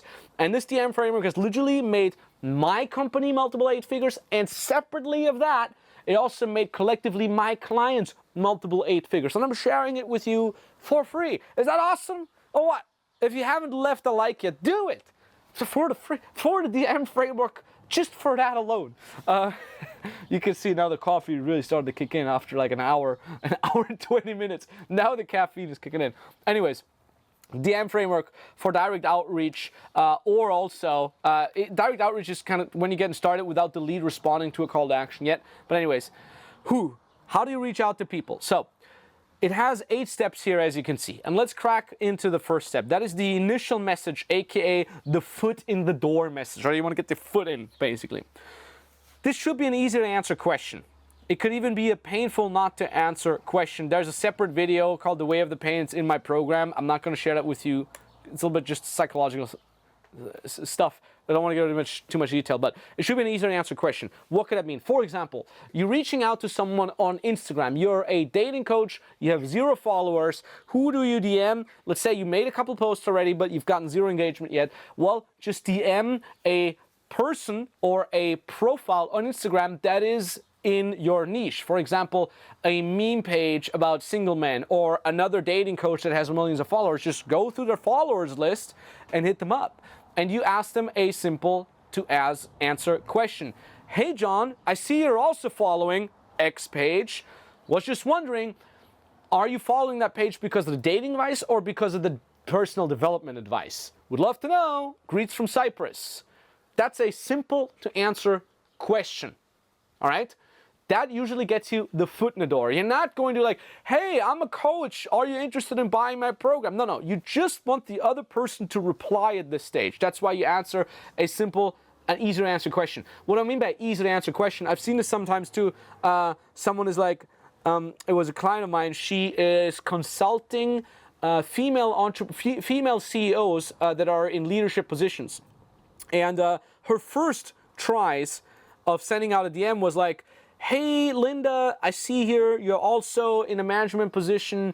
As a woman, what inspires you the most to push the people below you to their best performance? That's not an easy to answer question, right? If I would read that question, I would either say, it takes me too long to answer that. I don't want to do it. Or I'm like, that's an interesting question. Let me think about it and answer later, aka forget about it and never answer it. So that's a hard to answer question. But an easy to answer question in this example would be, hey Linda, I saw you're also in a management position for women. Are you doing this full-time or part-time? Super easy to answer question. Oh, I do it full-time. Look, the person doesn't need to be warm or hyped up when they reply to you. They just need to reply. You just need to get the foot in the door, right? Now, what do I mean by the B point? I can go a little bit into detail here. A painful to answer question is you can phrase questions in a way so it could be painful to ignore it. For example, when you say, hey Linda, I see you're also in a management position. That also makes it painfuler or more painful for Linda not to answer. Why? Because when you write also to Linda, she might think also, well, maybe you are also in a leadership position. Maybe you're a colleague. Oh, I don't want to ignore my colleague. I should reply, right? Or she can interpret the also as like, oh, you're working with people that are also in that industry. So that might be interesting. Maybe I can get some valuable insight into that, right? So now you're making it more painful not to answer. Another great trick that could actually work is when you're sending out a DM to someone, for example, you're in a B2B niche, right? You're helping, you're helping Instagram pages that are selling a course, and you're writing them, hey, how much is your course? Hey, I saw you having a course about blah, blah, blah. How much is the course? That's painful not to answer because the course owner might be like, oh, this might be a client. This might be someone that's interested in becoming my client. I need a reply. And then they say something like, oh yeah, the course costs $200. Why are you asking? And then you say, oh, that's interesting. Thanks for your answer. Well, I'm actually working with people that offer courses as well, and I was wondering if you're doing this full-time or part-time, or I was wondering if you're already using email marketing. I'm an email copywriter. I would love to give you some free emails as a test. Now you got the foot in the door, right? I hope that makes sense. So that's the foot in the door question. Now, once you got the foot in the door and they answer, you want to basically ask a qualifying question, and that's qualifier number one. Are you in my target audience? Are you in my TA? This is to ensure that you're even talking to someone who most likely has buying power and fits into your target audience, right? That's kind of like key. Because sometimes you don't know, for example, if you're in a dating coaching, if the person is even single, right? You, like maybe you have a super long conversation and then it turns out the person is married and doesn't need your help.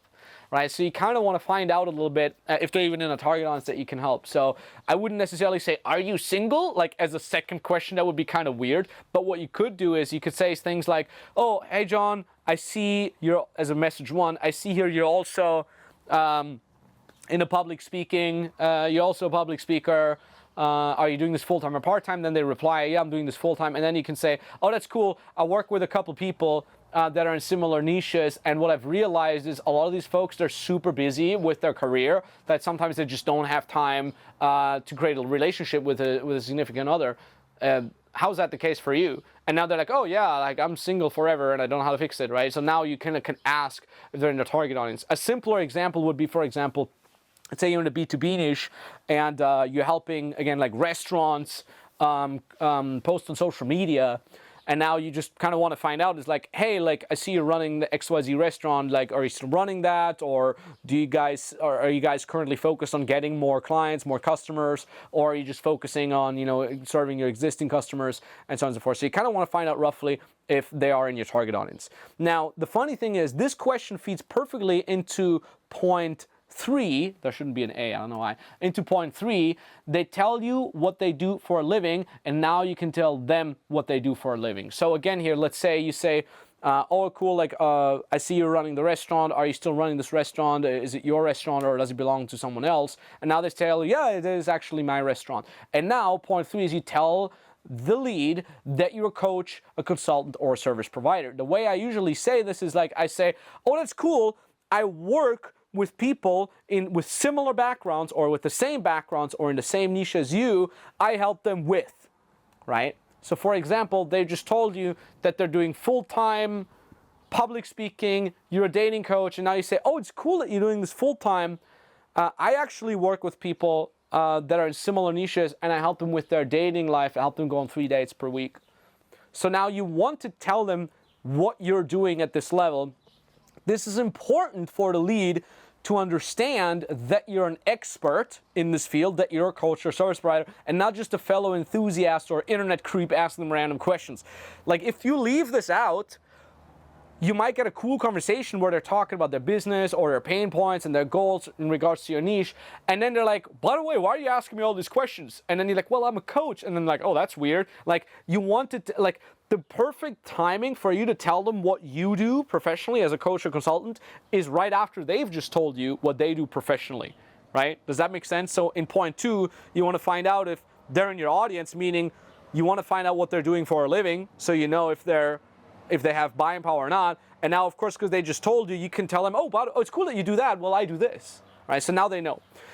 And that leads then into qualifier number 2. This is where you have to talk about the problem that they're having.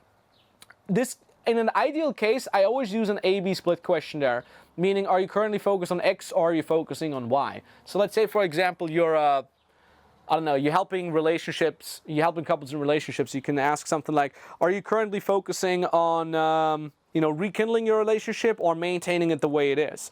Or let's say you're in the B2B niche where you're helping restaurant owners get more, let me give you another example. You're helping, websites generate more traffic via SEO. It's like, oh, cool. Are you currently focusing on getting more clients, or are you focusing on delivering to your existing clients? A, B, split question. If you're a coach for management and leadership, you're helping people lead their team better. Are you currently focusing on improving the performance of your team or maintaining the current performance? Right? A very easy A to B split question. Again, I like A-B split questions because they're easy to answer. And what you do from there is you just go into problem details and digging deeper into the pain. That's point number 5. You need to find out more about what the problem is in order to be able to tease the solution later, right? We'll get to the teasing the solution in a second here. That's the next point. But here you want to find out what's the problem, what's keeping them from reaching the goal, what have they tried so far, what's making them frustrated, and also what is their goal? Like where do they want to go? Whatever, how much weight do they want to lose? What is their dream woman that they want to attract? How much money do they want to make with their business? How many clients do they want to get? And so on and so forth. You get the gist. Empathy is absolutely key in between here. If you just say, okay, cool, next question, okay, cool, next question, it's probably not going to work. You need to have empathy and acknowledge what they say in between. Meaning, if someone says, hey, yeah, I've been trying to lose weight for 4 years now. I always go up with the weight, I always go down with the weight and then it goes back up. Don't just be like, okay, cool, what's your goal? I would be like, man, yeah, I know it can be frustrating when you first lose the weight and then you get it back up. Well, what I'm curious about is like, how much weight do you want to lose? Right? That is the so-called empathy that you need to have in between. Step 6 is teasing the solution. So you found out more about the prospect's problems in the DMs, and now you basically got to give them a little bit of the solution. A little bit of the solution. You're teasing it, meaning you're not going to coach him right now or her on what they need to do. You basically just need to summarize in 2-3 sentences what they roughly should probably do. And what I would do with this teasing the solution, I would make it, of course, sound logical. Like, you need to do this. Like, it will like they need to understand that, yeah, this is probably a pretty good step that I need to take.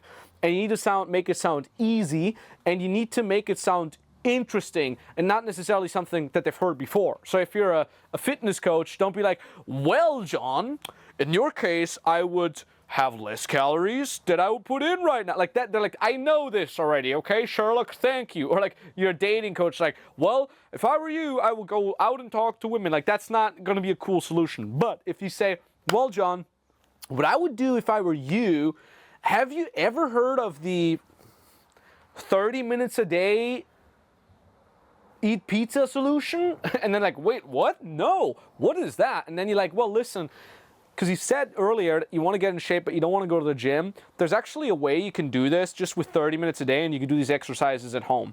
And you also told me that, you still want to eat pizza and still lose weight. Well, there's actually a way to eat pizza in the evening or whatever, once a week, and you can still lose weight. Have you heard of that solution? And now they're like, no, tell me more. That is really freaking interesting. Or let's say you're a dating coach and you say, well, have you heard of the introvert eye contact solution? No, I haven't heard of that. Well, listen, even if you're an introvert, there's a solution where you can actually practice eye contact in a way so you still come across as charismatic. And I think if you implement that, you can actually, be able to go on the date with the Jenny that you have a crush on. You want to make the solution sound cool, interesting, logical, and easy, right? Also, I wouldn't say like, well, I would go out now for 6 months and work on my social skills. They're not going to want to hear more, right? So I hope that makes sense. Now, the tease and the solution is going to be something you probably know best. It's something that you need to adjust to the prospect's pain points and goals. And at the same time, you need to test a little bit, right? If you remember earlier, I said honor the god of testing, Testor, who may or may not be a real god in Greek mythology. And you need to test out different kinds of solutions. Maybe you'll also find, there's like roughly 3 categories of the solutions that each one client might fall into, and then you have 3 different teasings of the solution. We actually help our clients write those solutions out. We help them test. We help them interpret the results that they're getting from each test. But again, I can't do this with you one-on-one because this is just a one-sided video here. You want to tease a solution, and then in in the best case scenario, the person on the other end already writes something like, no, I haven't tried this yet, or I haven't heard about this yet. How does it work? All right? They show interest a little bit. And then you go into step 7, which is verification if they want your help. So you simply, when they ask you, how does this work exactly, you just reply by, look, I can have a little bit of a closer look at this on how that needs to be implemented in with you if you want me to, question mark. Right? That's in the best case scenario. Sometimes they just say, no, I haven't heard about it yet. Right? In this case, you can still say, well, listen, if you're interested in hearing more, I can tell you how exactly this needs to be implemented in your specific situation if you want me to, question mark. Right? In worst case scenario, they're just not going to reply anything, in which case nothing's lost, still follow up with them. But also, it kind of gives you a little bit of info of like maybe the teasing of the solution was too long, too short, not logical enough, too logical, not interesting enough, sounded too hard, sounded too easy whatsoever, right? So you can still, again there, find out more about what works and what doesn't on regard of testing. But why I like this whole thing of like verification if they want your help, it kind of makes it seem like it's their idea, right? Because if you say, well, let's jump on a call, I'll tell you more, now it's your idea that you're trying to put into their brain. But when you say, listen, I can have a little bit of a closer look to see how that could be implemented if you want me to. Now they're like, yeah, I want that. Yeah, that'd be great. Right, so now it's kind of their idea. That's kind of like the psychologically appealing part of this. And this is funny because the DM framework that we have here is much more intricate than the DM frameworks that other people are teaching. This is a little bit of shameless self-indulgence here. Like what I usually see is like, yeah, ask about their pain points, invite them on a call.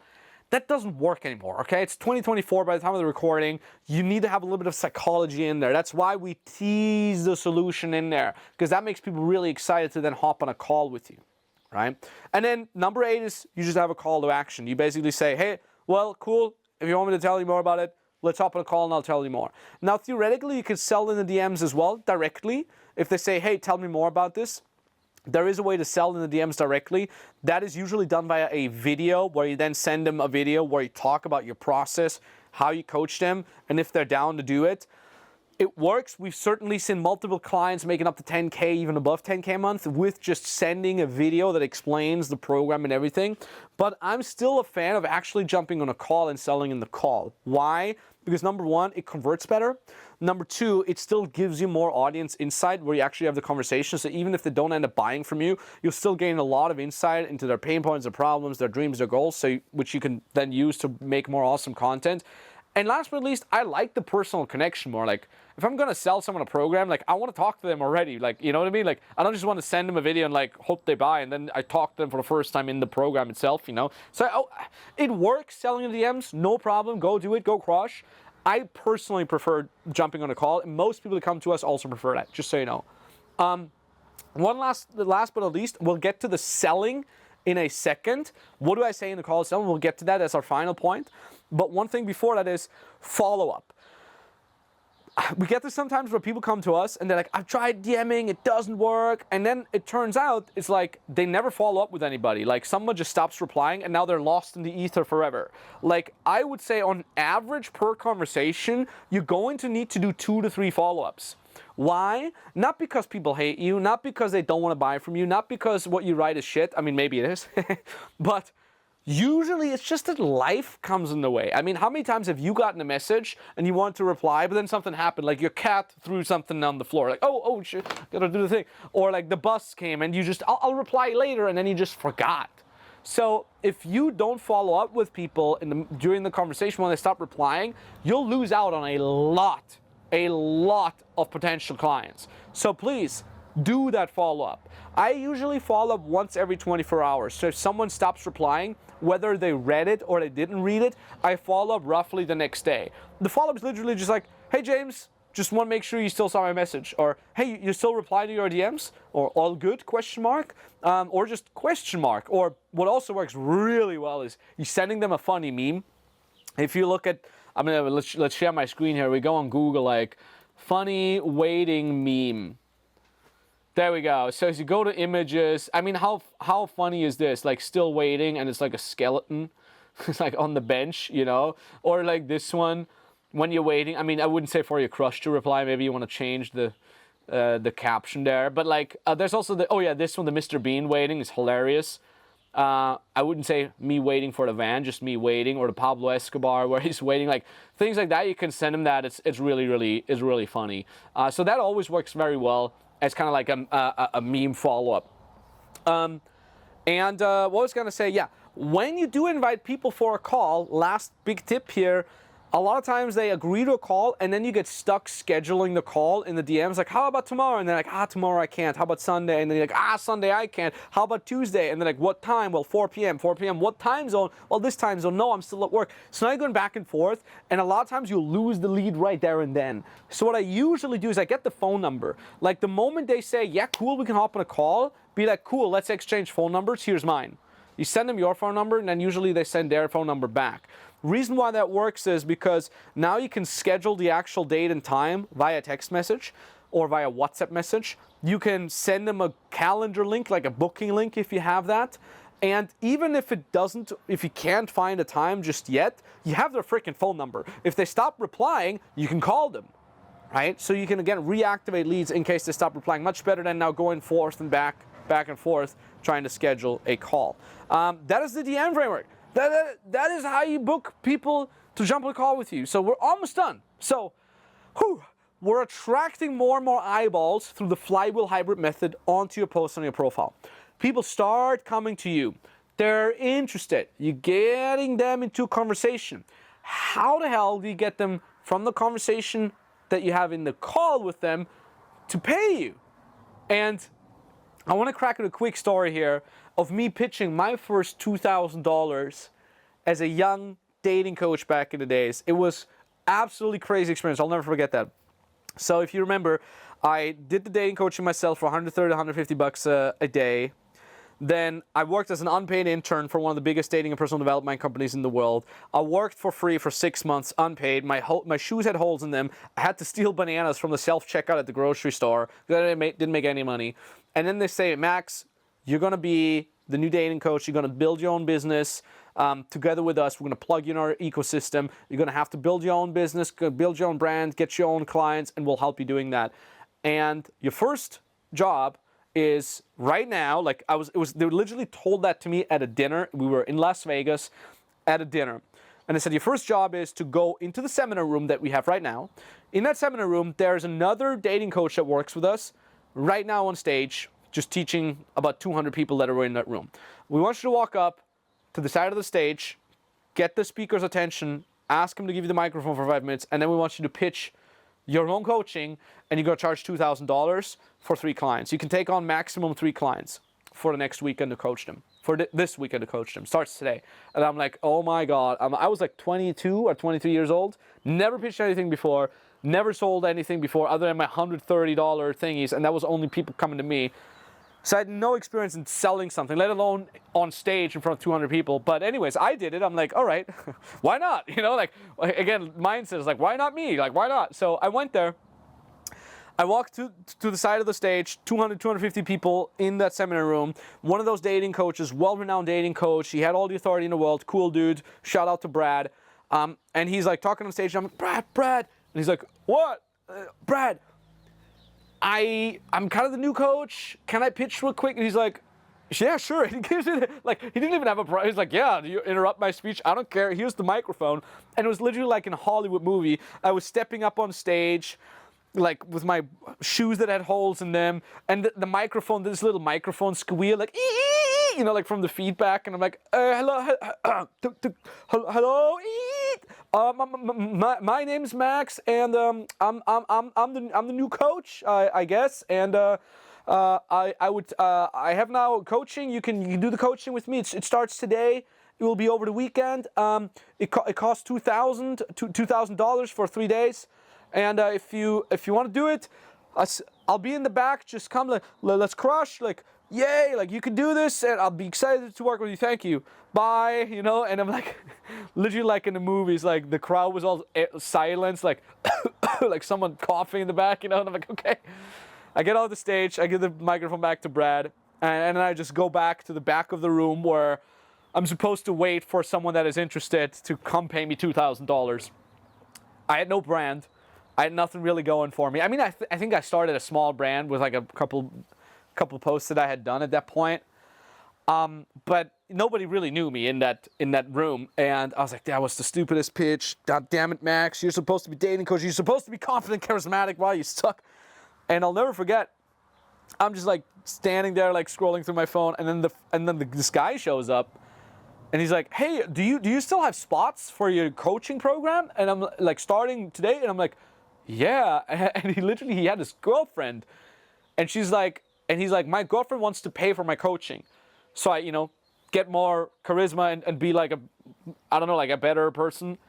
Which was funny because the program was supposed to teach him how to get a girlfriend, but he already had one. But anyways, like his girlfriend paid him $2,000 to be coached by me over the course of this weekend. And just like that, I made my first $2,000 client. And I was flabbergasted and just on cloud nine. It was incredible feeling. Just like out of the shitty pitch, still someone paid me money. And I'm like signing him up and getting all his info. And then I feel a tough pat on my shoulder, and I'm turning around, and it's a second guy, and he's like, Max, do you still have spots open? And I'm like, for what? And he's like, for the coaching. Can I pay with card? And just like that, I made a second client. And then, lo and behold, I could get 3 clients on maximum. That was kind of like the rule, that you can have maximum 3 clients, because it was like a one-on-one in-person coaching thing. And then Nick, the CEO of RSD, of the company that just made me a coach, he comes up and he says, Max, this guy wants to be your client as well. Just like that, I filled my first 3-to-1 program, $2,000 each, and I couldn't believe it. It was very, very great. And then I went home that morning, I think like 6 a.m. in the morning, over the Las Vegas Strip to the hotel room that I was staying in. I had to share my room with a friend of mine.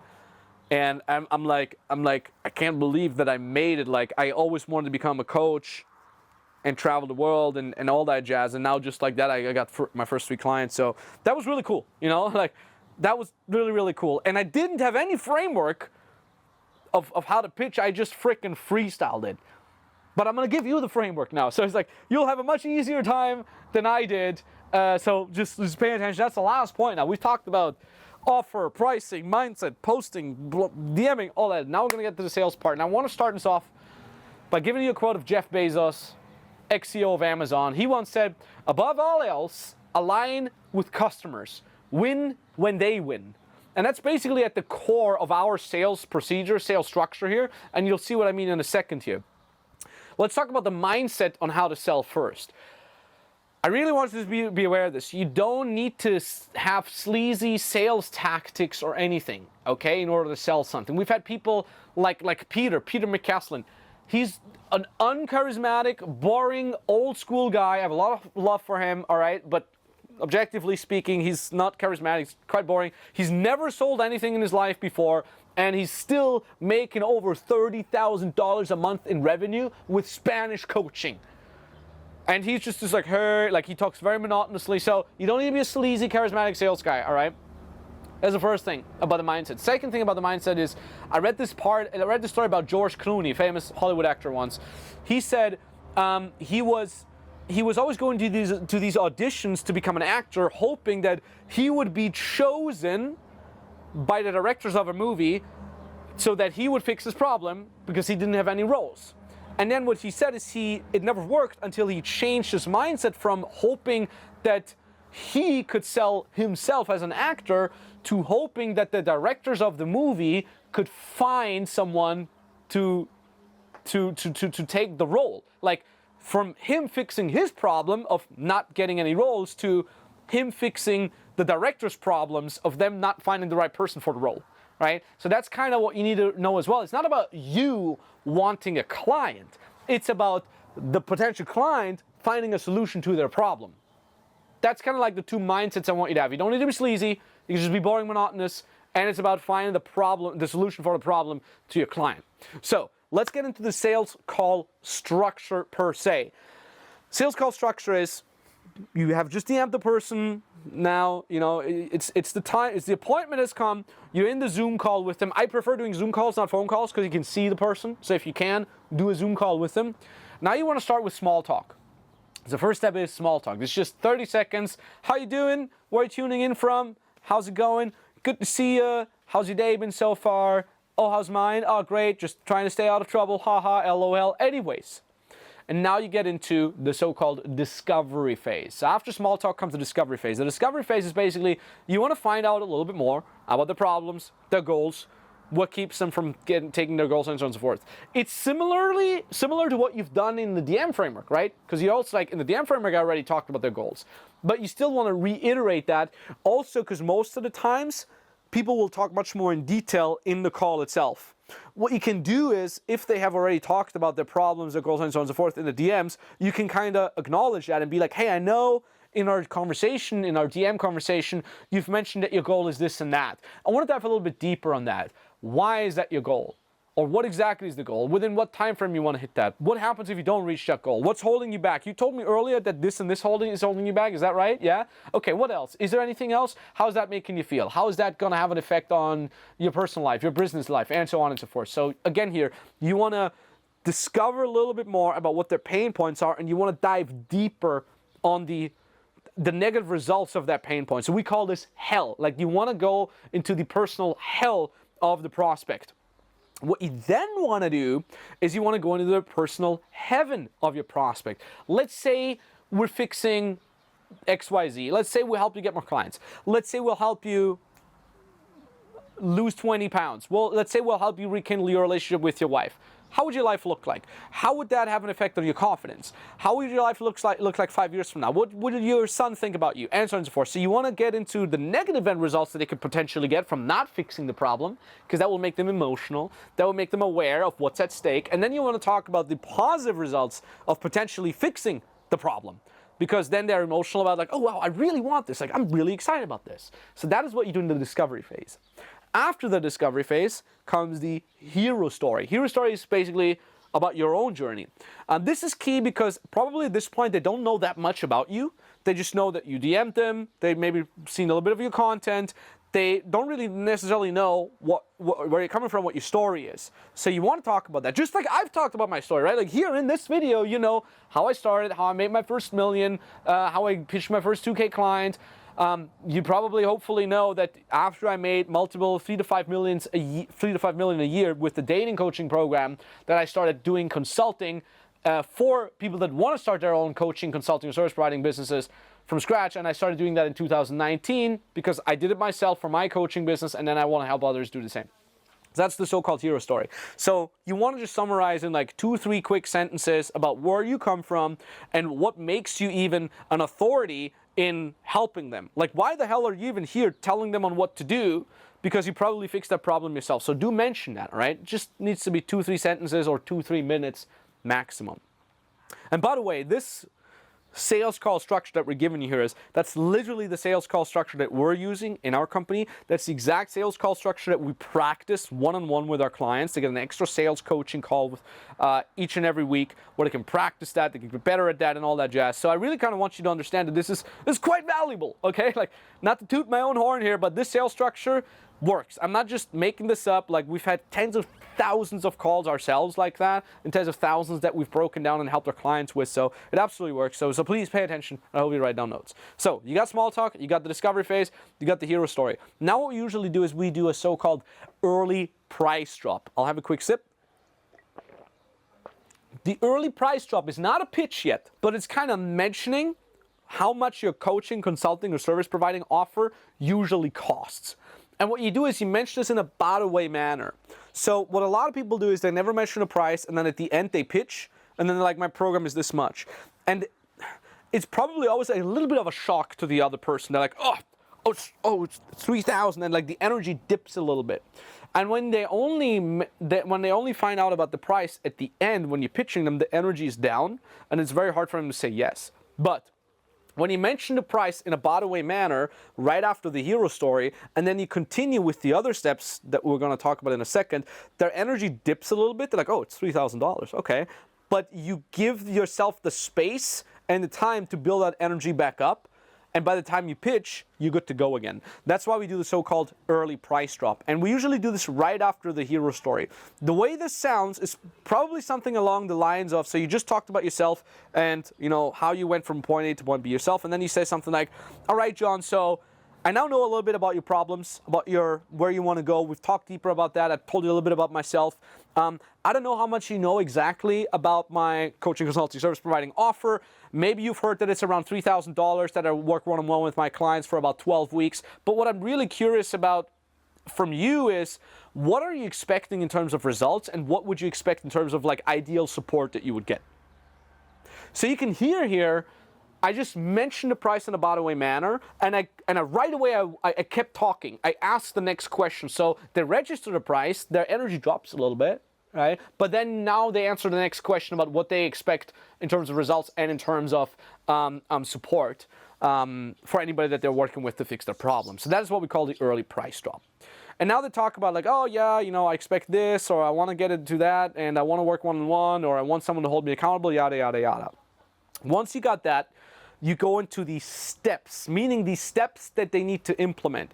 This is very similar to the, what was it called? The teasing the solution in the DM framework. You basically now want to say, okay, John, got it. So I know what you're kind of looking for, what kind of support, what kind of results you're looking for. Well, look, I have around 3, 4, 5 steps prepared for you here that you need to take in your situation to get to insert their result that they're looking to get to. If you want to, I can break them all down for you. If you have a notepad and you're ready to write down notes, you do? Okay, perfect. So step 1, you need to do this, right? And now you just go through 3, 4, maximum 5 steps of roughly the things that they need to implement in order to go from their hell, where they are right now, to their heaven, where they want to go. Also there with the steps, they need to sound relatively simple. You cannot give them crazy difficult steps that are overwhelming the average person. These steps need to make logical sense. You want to package these steps in a way that the prospect says, these steps make sense, they're pretty logical, I could see myself taking these steps, but I don't quite know how exactly, right? That's kind of like the effect that these steps should have, okay? They shouldn't be like, I have no idea what the hell you're talking about, this is super weird. It should not be, oh my God, these steps sound so difficult, so overwhelming. It should simply be, yeah, these steps make sense. I could definitely see myself doing those. How exactly does that work? That's exactly what you're aiming for with these steps. And now here comes the best point about this whole sales script is, you pitch, but you pitch the steps that they need to take, not your program. This is a mistake that everybody makes, and this is a mistake that everybody teaches. All these gurus out there teaching this the wrong way. They say, now pitch your program. And then you're like, well, my program is this many videos, and we have a call every week, and a group call, and yada, yada. Look, nobody cares about your program. The prospect doesn't care about the program. They care about the end result that they want and how they're going to get to the end result, aka the steps that they need to take. So what you need to do is, you need to pitch the steps that usually sound something along the lines of this. All right, John, so these are the 5 steps that we need to take in your specific situation. What do you think about these steps? And then usually John says, well, the steps make sense, or I have a question about these steps, yada, yada, yada. We call this pinging. You want to ping the steps before you pitch them.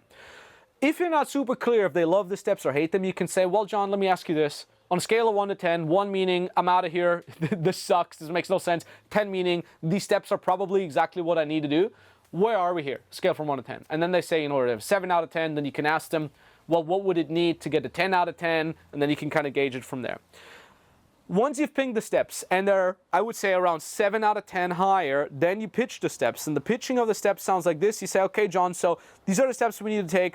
You say you want to implement those. That's great. So what I suggest is we'll work on these steps together, right? I'll help you one-on-one or together with my team. It's probably going to roughly take around the next 12 weeks. Price point for that is $3,000. What do you think? Let's do this. Pause. It's kind of like the Wolf of Wall Street scene is like, whoever talks first loses. So it's really, you want to pause now. You don't want to justify the price of the program. You don't want to justify how awesome your program is. You literally say, these are the steps we need to take. What do you think about the steps? You like the steps? Great. You want to execute these steps? Great. Perfect. I suggest we do this together over the next 12 weeks. We'll work one-on-one or with my team or yada, yada. You just mentioned the program a little bit there, right?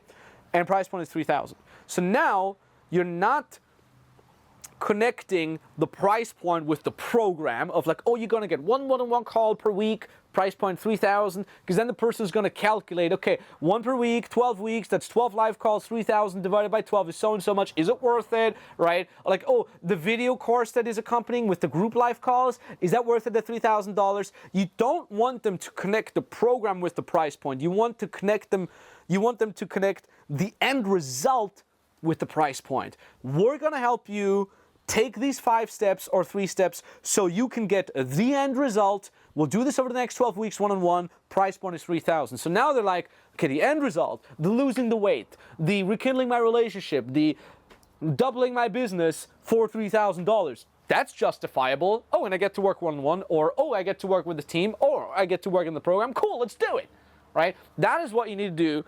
That is why we pitch the steps and not the program. Now, multiple things can happen. Person says yes, they're on board, cool, you get the close. Person says no, in which case you do objection handling, we get to this in a second, or the most likely case is the person now has a couple more questions.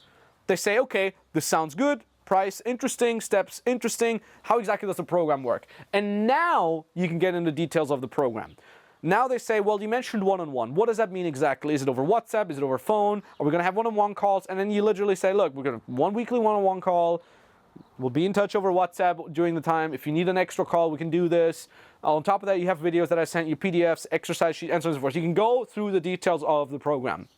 But you only do that after they ask that extra question.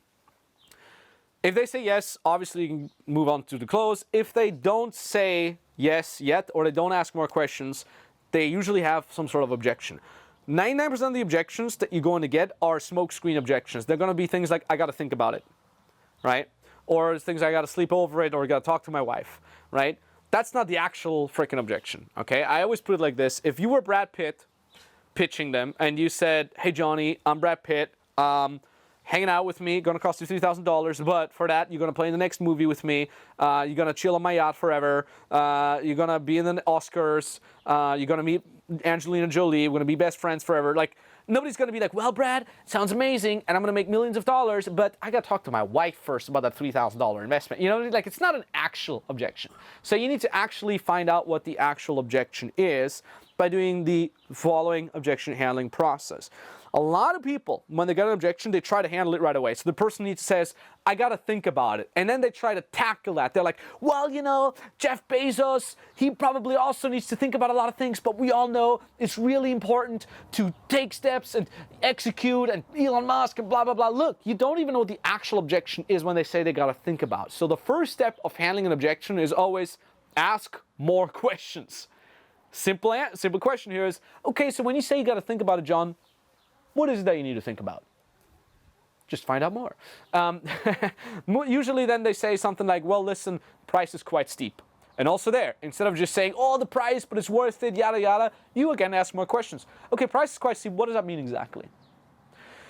And generally speaking, you want to first find out if it's an objection that they have with the program, with the steps that they need to take, or with the price point. It's usually one of these 3 things. And that's what you want to find out by asking questions first. The way I usually ask something like, I'm like, okay, look, money aside for a second here, John, what do you think about the steps? And then they say, they are good, or they're okay, I guess. Now you ask more, I guess? What does that mean? On a scale of 1 to 10, do you think you can execute these steps? Make sure it's not the steps. Make sure you get all these sheep on dry land in regards to the steps. Then you say, what do you think about the program per se? 1 to 10. Do you think this program is going to get you results? Money aside for a second, and so on and so forth. So they say the steps are awesome. They say the program is awesome. What do you think about the price? Price is too high. What do you mean by too high? And then they maybe say things like, well, everything up front is too high, but they could do a payment plan. Or they say, can they pay 50-50? Or they say they don't see the value in it, and so on and so forth. But you basically want to distinguish between, is it the price, is it the steps, or is it the program? It can only be one of these 3 things, or all of these 3 things, but you got to go through them one by one and tackle those first and really find out first what the problem is. So ask questions is kind of step 1 of handling an objection. Step 2 of handling an objection is isolate, meaning when they say, listen, it's not the price, I can afford it, no problem. It's not the program. I can definitely see one-on-one is going to be good or whatever. Group coaching is fine. I can get that. But steps, I just don't think step 3 is something I can do. And now you isolate that, saying, okay, John, so what I hear here is that step 3 is really like the only thing that's holding you back from joining me today? Yeah? Now you're isolating it. Now he says yes. And now the last thing is you want to confirm it. So you can confirm it by saying, okay, so let's assume we figure out a way to make step 3 work for you. Would you then start right away? Would you then start today? And then they usually say yes. So now you've successfully isolated the objection. And now the last step of that is handling the objection, right? So let's say in step 3 he says he can't do step 3 because he doesn't think he has enough time. Now you say, well, how much time do you think you need for that? He says, well, probably 3 hours a day. And then you say, well, actually, it's not 3 hours a day. You can do this with 30 minutes a day. Oh, I didn't know that. Well, there you go. Well, with that out of the way, are you ready to get started now? And then either they get started now after you've just asked questions about the objection, isolated the objection, confirmed the objection, handled the objection. They either are now ready to buy or they have another objection. They might still say they got to sleep over it. They might still say they got to think about it. They might still say they're not sure, in which case, wash, rinse, repeat. Ask further questions. Why is that? Isolate the objection, confirm the objection, handle the objection. It's crazy. Sometimes you're going to have to wash, rinse, repeat that with like 4 different objections. Always one by one, always with the same procedure until you've handled all of them and then they're ready to buy. But again, in 90% of cases, maybe not 90% of cases, that's a little bit over exaggerated, but in most cases, if you've done the discovery phase right, if you pitch them steps that make sense, that sound interesting, if you've really listened to them, most people are just going to buy from you right away. And you know what? Even if they don't, even if you have a 20% closing rate, 20%, which means every 5th person you talk to buys from you. You sell for $2,000, like 5 phone calls to make $2,000 is pretty freaking good. Like, you know what I mean? Like, if you talk to 5 people a week and 1 buys from you for $2,000, you're making $2,000 a week. You calculate that times 4, you're making $8,000 a month. That's still pretty freaking good. It's a lot of buck for your bang, so to speak, right? So you handle the objection. The next step is then just you handle the close, which means you ask them how they want to pay, PayPal, bank transfer, card. Like, make sure you're ready for this too. Like, we've had it so many times where a client had their first call and then they're like, the person is ready to buy and they're like, yeah, how can I pay you? And then they're like, they didn't prepare. Like, be prepared. Like, have your bank info ready, you know, use PayPal, set up a business PayPal or whatnot to get the payment in. So you want to be ready for that. You don't want to be caught with your pants down, so to speak. And then what we usually do is we have the onboarding right away, right? Meaning they just bought from you, you onboard them, meaning you give them your first exercise, you schedule your first one-on-one call with them, you give them access to your video portal if you already have that, yada, yada, yada. It's pretty straightforward. So the whole sales structure, as an overview one more time, small talk, discovery phase, hero story, early price drop, steps, pinging the steps, pitching the steps, go into details of the program if they ask more questions. So that's optional, right? Objection handling. Objection handling is always ask questions to clarify, then isolate, then confirm, then handle the objection, then you go for the close, and then you go for the onboarding. That's as simple as that. Maybe it didn't sound super simple to you, but that's as simple as that. How long have we been talking about now? Roughly 2 hours. Roughly 2 hours? Listen, thank you so much for watching this. If you're watching this all the way to the end, it means a lot to me, because I know this channel is tiny. There's probably going to be like 10 people watching this to the end. If it helped you, please drop a comment. Give us a thumbs up if you haven't done so yet. If you have any questions, drop a comment. Also helps. If you do everything I've said so far and you truly actually implement it, you can definitely make $3,000 to $30,000 a month relatively straightforwardly.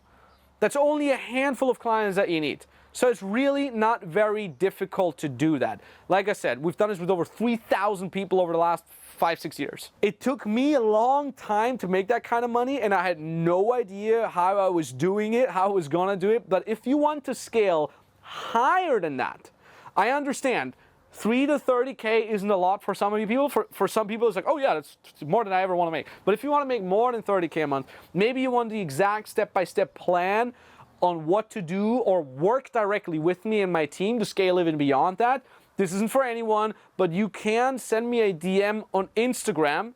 My Instagram, we're going to show it here. It's max_Tornow_business. Just DM me saying the word YouTube. Just write out YouTube, and we can see if we're a good fit to work together with you. That is for you if you want to scale beyond the 30K a month. So let's say you're already a coach, you're already making some money, you want to scale more than 30K a month, write me YouTube to my Instagram. But also if you say, hey, I want to implement these simple steps, I'm not making anything yet, I want to get started, but I have more questions, DM me on Instagram, max_Tornow_business, okay? Super duper easy. Now, I'm going to tell you right away, if you want to work with me, this is only if you're prepared to invest in yourself, right? I'm not going to say this is going to be for free, like message me for free, work with me for free, okay? If it was for free, would you even believe me if I told you it will work, right? So again, you can DM me on Instagram, max_Tornow_business, saying YouTube, and we'll go from there. And now for those of you that are not ready to invest anything, what I've just taught you in that last, 2 hours or whatnot we've been talking so far, right? With no cuts, almost no cuts. It's just pure knowledge. This will be more than enough to get you to your first $3,000 to $30,000 a month. There's obviously things I haven't said because it would actually just confuse you. There's a lot more nuance to it, right? But I want you to focus right now on taking action and doing what I've laid out in this video. I'm living proof that you can do it. The 3,000 plus people that I've done this with over the last 5 years there are as well proof. So whether you do or do not, it's up to you. Like, I've given you everything that there is to know, right? I hope that it helped you, and I hope that I hope that you leave a comment to let me know what your thoughts are on this video. If you got some value, if you want to, have extra questions, DM me or post in the comments down below. If you want to avoid the biggest pricing mistakes, just to go deeper into something, you might want to actually check out this other video here. We're going to link it here to avoid the pricing mistakes. Other than that, thank you so much for watching. I appreciate the hell out of you. I'll talk to you soon. Bye-bye.